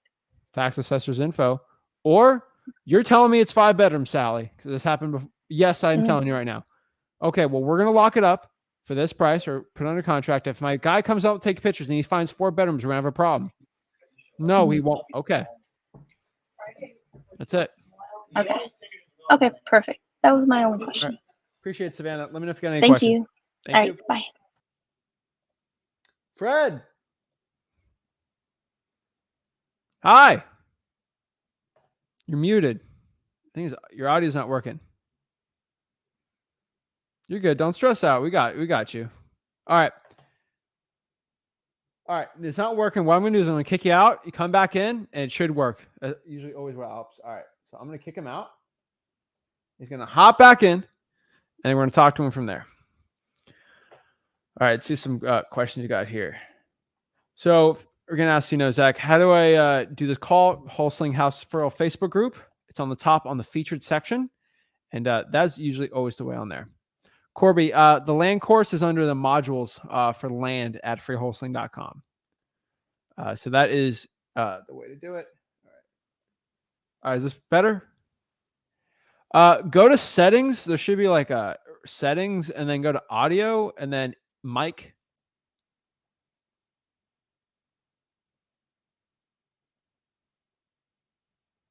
See if that's working. Or you just go on your phone, and it'll usually work.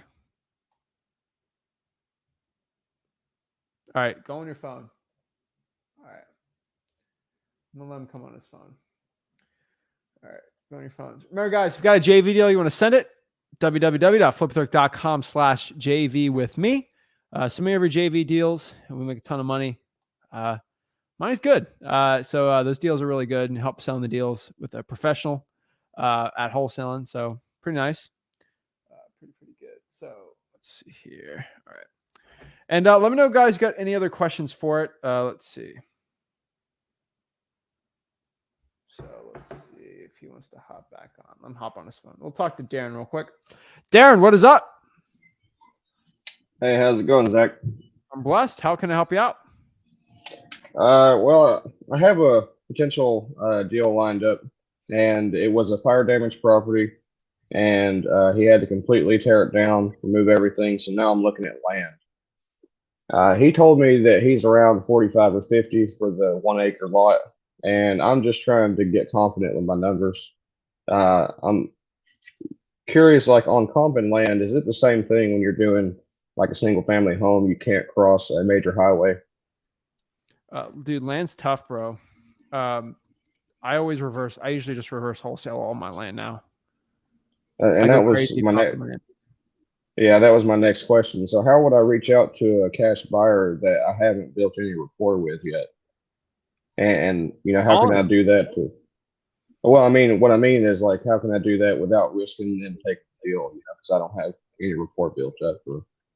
Trust is the only way you're going to be able to do it, bro. Like, you don't have much options, right? Right.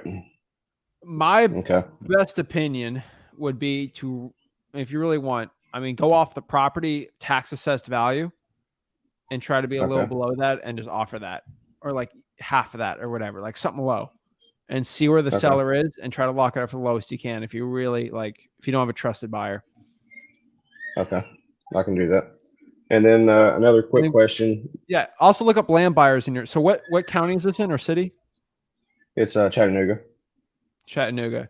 I would go in all the Chattanooga Facebook groups and find land buyers. There's plenty of them still there. Tennessee's actually got a lot of land buyers. Okay. It's kind of weird, but yeah.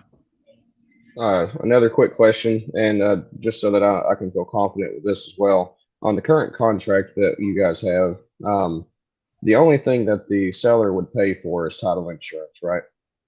No, you pay title. They furnish title. Okay. They furnish a clean title, but buyer pays title. Okay, so they don't pay for anything. Nope. Awesome. Okay, that's all I really needed to know. Thank you very much. All right, man. Good, dude. You're in a good market. Oh yeah, it's tough. I've been doing a lot of Chattanooga, right? Yeah. A lot of driving for dollars. Yeah. Beautiful, man. You're in a great market, dude.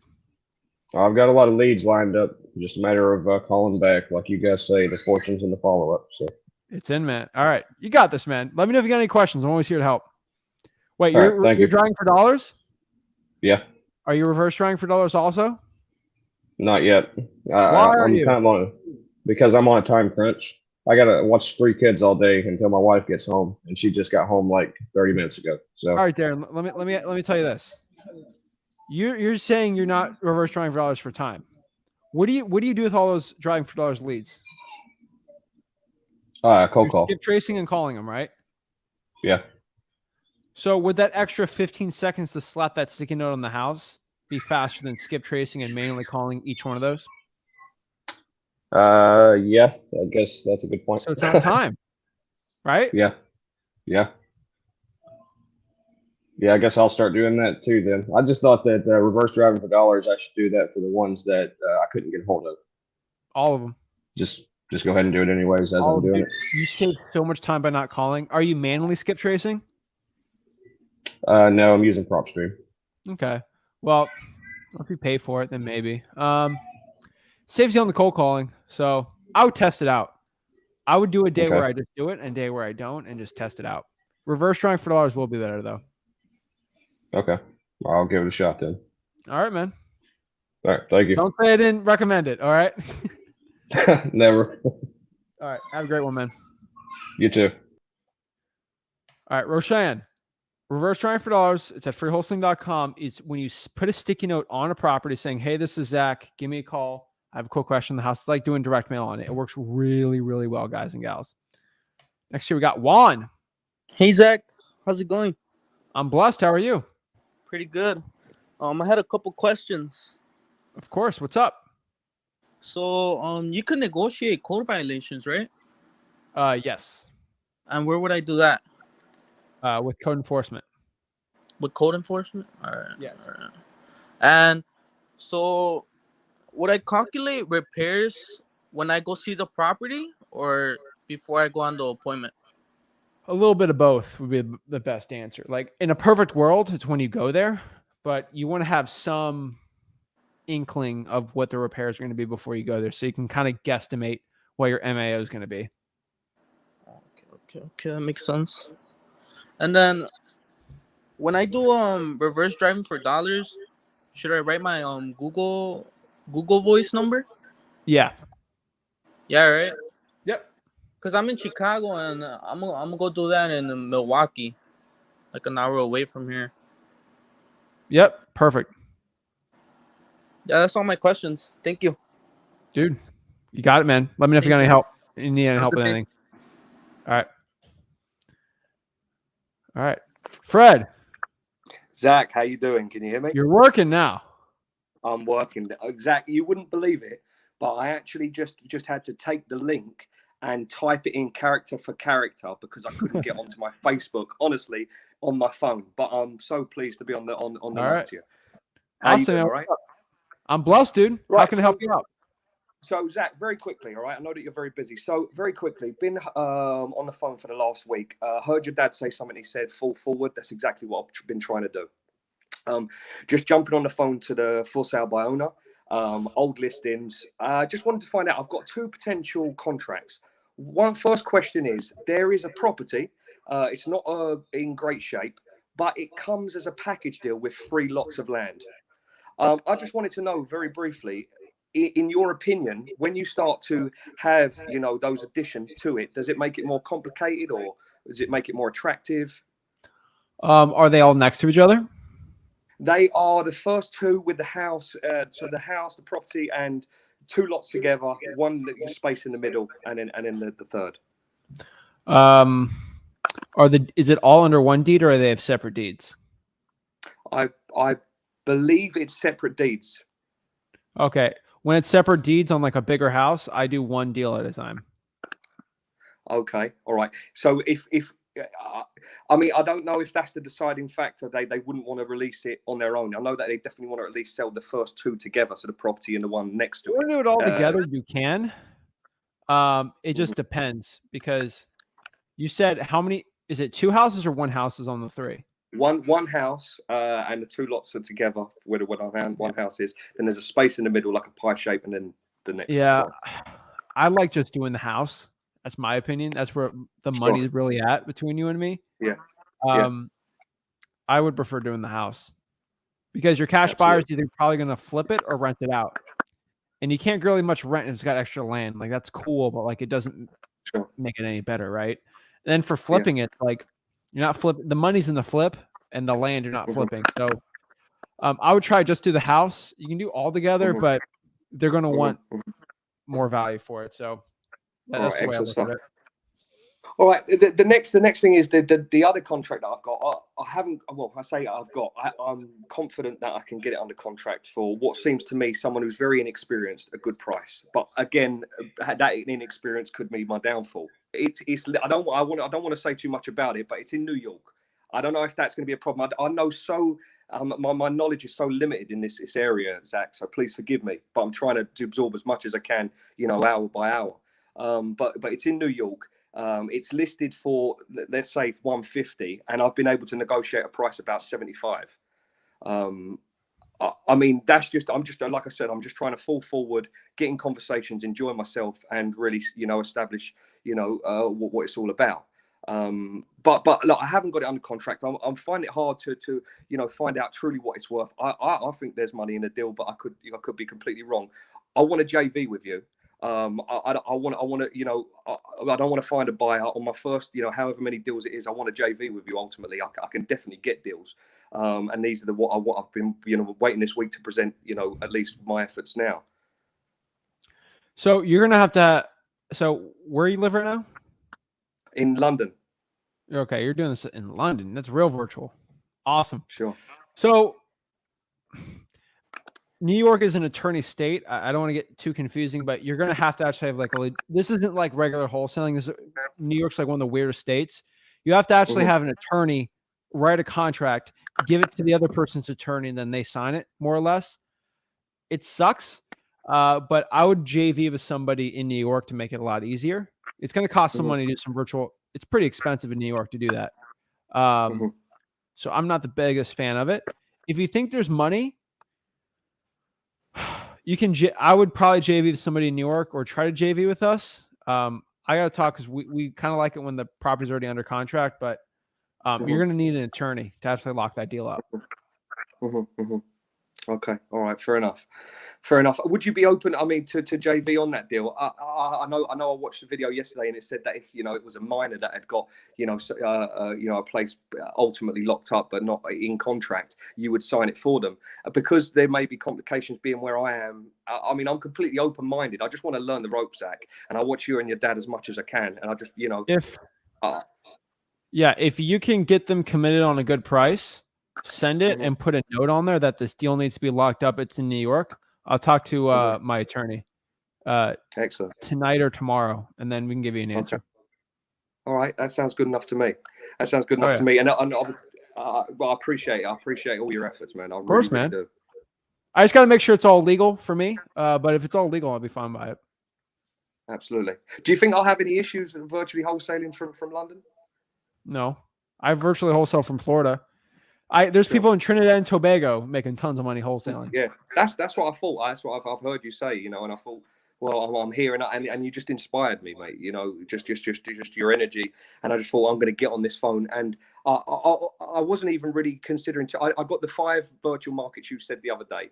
You said Pensacola, and you said in Texas, and I think it was Beaumont. And I just rang through all those lists, just built up some leads. I've got some other ones that I just don't know what I'm talking about. So I just need a bit of guidance, really. But I can definitely get into people. I love to talk on the phone. I love to build relationships. I want to help as many people as I can. I just really need to be put on the right track, Zach, if I'm honest with you. Yeah, there's so many people. Like, I mean, it'd be harder for you to relate with wholesalers because I know some other in like Europe that are doing really well, in like Serbia and stuff. There's some Irish lads I know, South Africa, they're wholesaling fine. People in Nigeria, like it's a global, man. It's working everywhere. So yeah, you're fine. Excellent. All right, I look forward to it. I'll send you some details, Zach. Where send should the I details send it? On on Facebook or the JV link? It's the JV thing. Put it in the notes though that it needs to be locked up and it's in New York. But yeah, I'll go talk to my lawyer and we can see what we can do on it. Just so you know that they've agreed a price of like 75,900. That's the husband.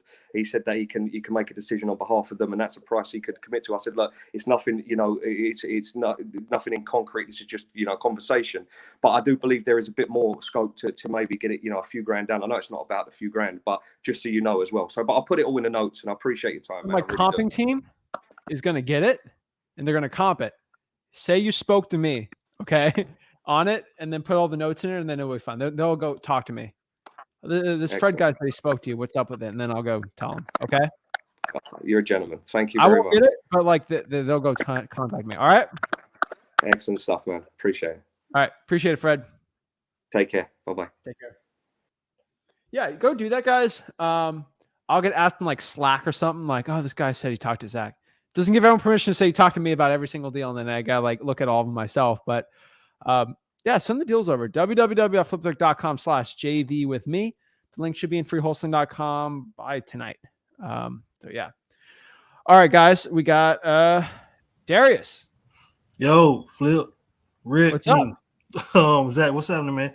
I'm good. So I got 3 questions. So for the life of me, like, I got 3 answers. Thank you. I know you do. So on these probates, I'm having a hard time like finding the beneficiaries. So like if it's not inside of the will, like when you read out the whole will, it doesn't say like the beneficiary's number. You know how the address, I can't skip trace the address. So I have 0 clue as to how to reach, the beneficiary or the heir. Do you So have what county? I'm in Dallas. Dallas. Okay. And so the personal representative and the heirs information isn't on there. No, it's not on there. Okay. So is this public records or are you going in person? It's public record. Okay. It's all available on the website. Are you doing it virtually? No, I'm here in Dallas. Okay. I would honestly tell you should go to the clerk of the court and just ask them. There's either 2 reasons. Either you're not finding it and something stupid that like, oh, click this button. They know. Okay. Okay. And just ask them politely, be nice and sweet. And they could probably point it out. This has happened. I can't find something online and I've had experience and I call them. They're like, oh, I'm like, okay. Cause I'm not used to the system. That's the first thing you should do. Second thing, we have emergency solutions, right? Number 1, we can go through the public dockets. Wait a minute. You said public dockets. No, you need to write down the first thing. Go to the clerk of the court and ask. No, I'm gonna remember that. But now that's number 1. Number 2, you can go to the public dockets and look at the probates there, because that will definitely have it on there. So where is that at? Where's the public? Is it Dallas County? Yeah. Dallas County dockets. Wait. Probate court, Dallas County. Oh my gosh, you got 3 probate courts. Okay.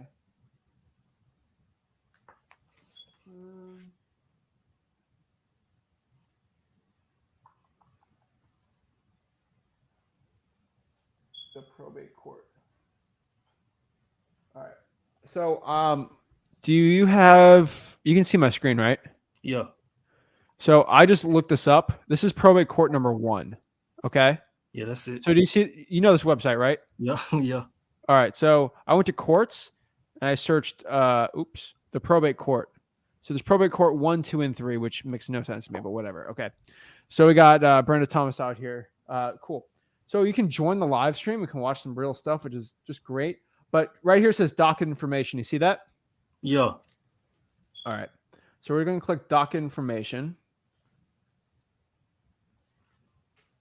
And then these are the daily docket of probates. So let's go. Hold on. Let's make this bigger. Hold on. And so we got, holy moly. I forgot how big Dallas is. These are a lot of probates, man. So this is it. Probate court daily docket. So we can see here, it's like Robert T. Allen. You're going to have to look up the case number and then search the case number and then see if the PR pops up. So I'm going to copy this link here and then go. I'm going to have to go to the public records, right? Yeah. I think services. And then online record search. It's on that second row all the way at the bottom. Yeah, right there. And then civil records. Yeah, right. Yeah, that one. All right, hold on. I'm popping it up. Search hearings.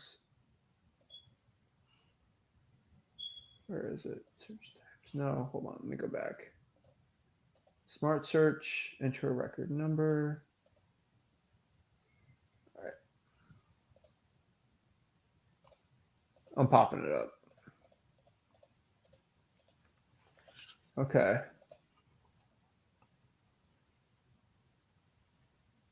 This is a motor vehicle accident. Let's see here. No, this ain't it. Is there a probate on this? It's yeah. See, I'll be dealing with this all the time. It's like some of them is the wrong probates one. and then yeah, It some said it of them was is a probate.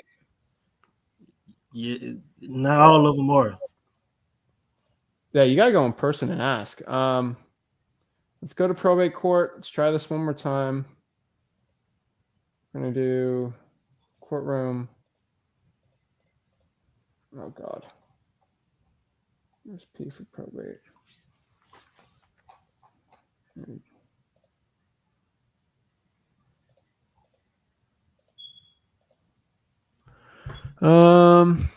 So we gotta go through all these, which kind of stinks, but we can do it by location, so it's fine. This is painful, but whatever. So we got none there, so we're gonna go back. We're gonna do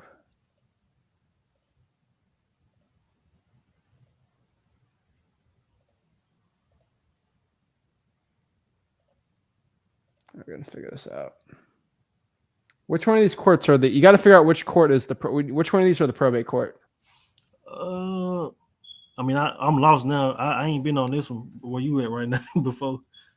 It's one of these. I'm trying to figure it out. You're gonna have to go through each one of these stupid little things. Yeah. Oh no. You're gonna figure it, and then this should pop everything up. So I'm gonna test another one out. Auxiliary courtroom, probably not, right? No. Holy moly. So one of these are going to pop up. So you got to go through all these little tiny stupid courtrooms. Yeah. I mean, I'm just going to do a virtual hearing and see if this does anything. Probably not.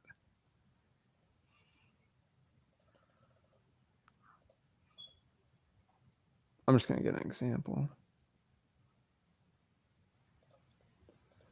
Zoom. All right, just hold on. Is it misdemeanor? Oh, probate court 3. That might work, right? No. You're going to have to go in person and see her just test this out. Okay. And do it by judicial officer. I'll do this too. Last one.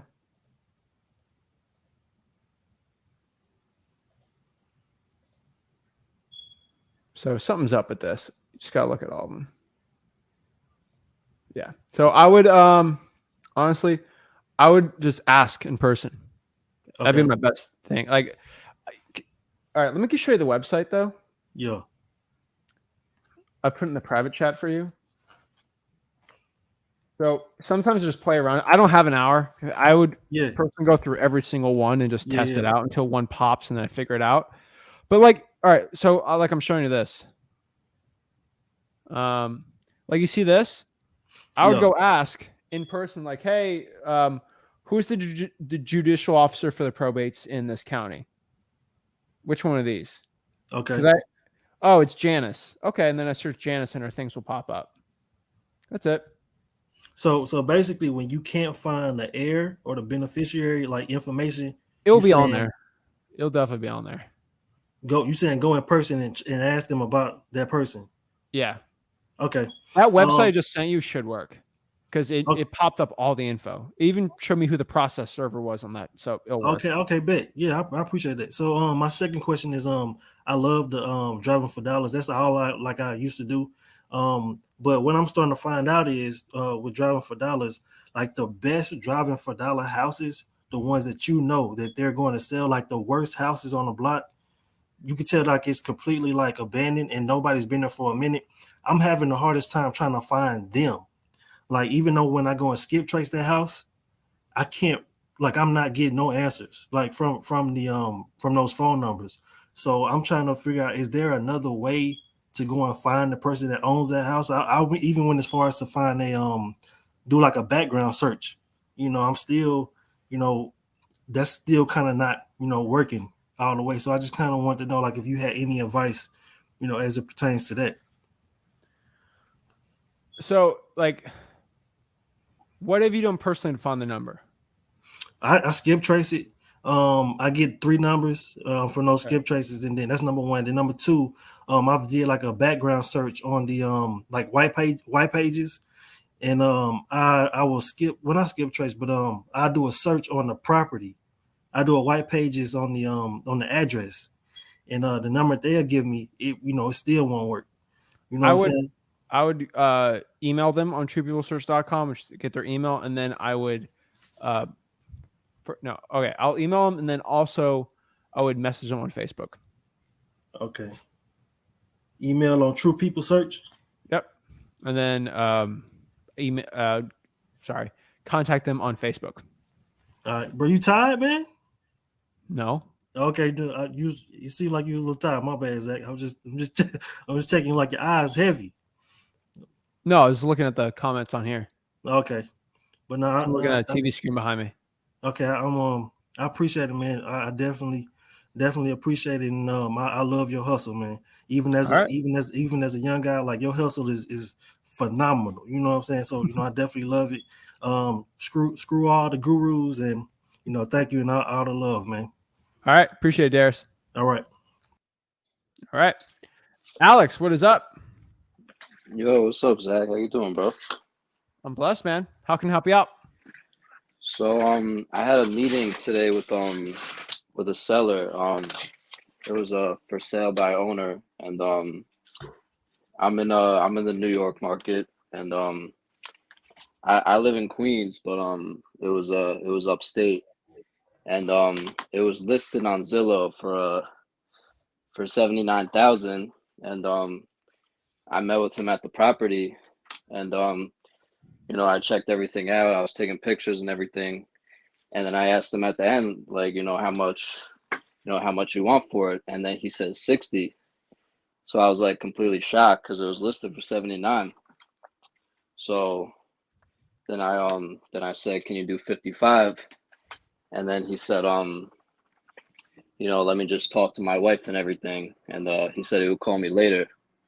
So, I'm just kind of waiting on him to call me. I tried conditioning him when I was on the phone before I even met up with him, but he wasn't really going for that. So, but yeah, Okay. I just wanted to tell you that. I appreciate it. I mean, you gotta wait, right? You're at the waiting game now. Unfortunately, you didn't condition him, so you gotta wait. Yeah, but I don't know. I thought it was cool because it was listed for 79, and then I thought he was gonna start. He was gonna start at that, and then he's like, "Oh, I'm just trying to get rid of it, so I'll take it for 60."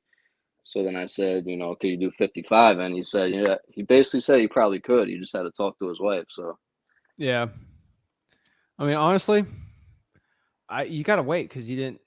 Yeah, I'd probably just wait. but Unfortunately, I don't even like. What are you gonna do? Are you at 60 right now, though? Well, I said 55, and he said, we could probably do 55. He just had to talk to his wife, so he said he was going to call me. But when? He said he was going to call me by the end of today because he just had to do like some work on some other properties or whatever. But give him a call after this talk, man. Yeah, no, I'm definitely gonna give him a call. And what was I gonna say? Yeah, it's also in New York, so I'm learning all like the New York laws with the attorneys Is that and everything. upstate? Yeah, it's upstate. I'm just guessing for the price. Yeah. That's good, though. That's good. Yeah, it was what happened? That works, man. Yeah, but I was also talking to some lawyers earlier, and so I was just talking to them, and I told them if I get the deal, I would call them because I know New York, you need the lawyers and stuff. So all right. So also, how does it work with does the buy? Because I know in New York you have to. The contract says you need like a 10% earnest money deposit. But when I was talking to the lawyer, he said it was negotiable. So you think maybe they'd probably be cool if I like said I'll put down like 1,000 because I don't think I could put down 10% of like 60,000. It depends on the lawyer, man. Every lawyer is different, so I can't tell you what a lawyer is going to say or not going to say. Yeah, nah, I understand, but what was I going to say? Are most deals like hard in New York just because of like, they want like a big earnest money deposit or? No, I mean you got 2 lawyers, so if you find a good one, then sure. It's a little more difficult, obviously, because you have lawyers involved, but you gotta get over Yeah. that. Yeah. But yeah, no, I'll definitely give the guy a call. All right, I appreciate it, man. Call him All right right, now. thanks, Zach. I will. All right, appreciate all Appreciate your it. help, man. Thanks, Good bro. luck, man. Let me know what happens. I got you, bro. Thanks. All right. All right, guys. So that's it. That's my virtual acquisitions sales system today. So, guys, if you got any value from this video, do me a big favor and smash the like button and subscribe. And see you guys soon. Have a blessed one. Thanks.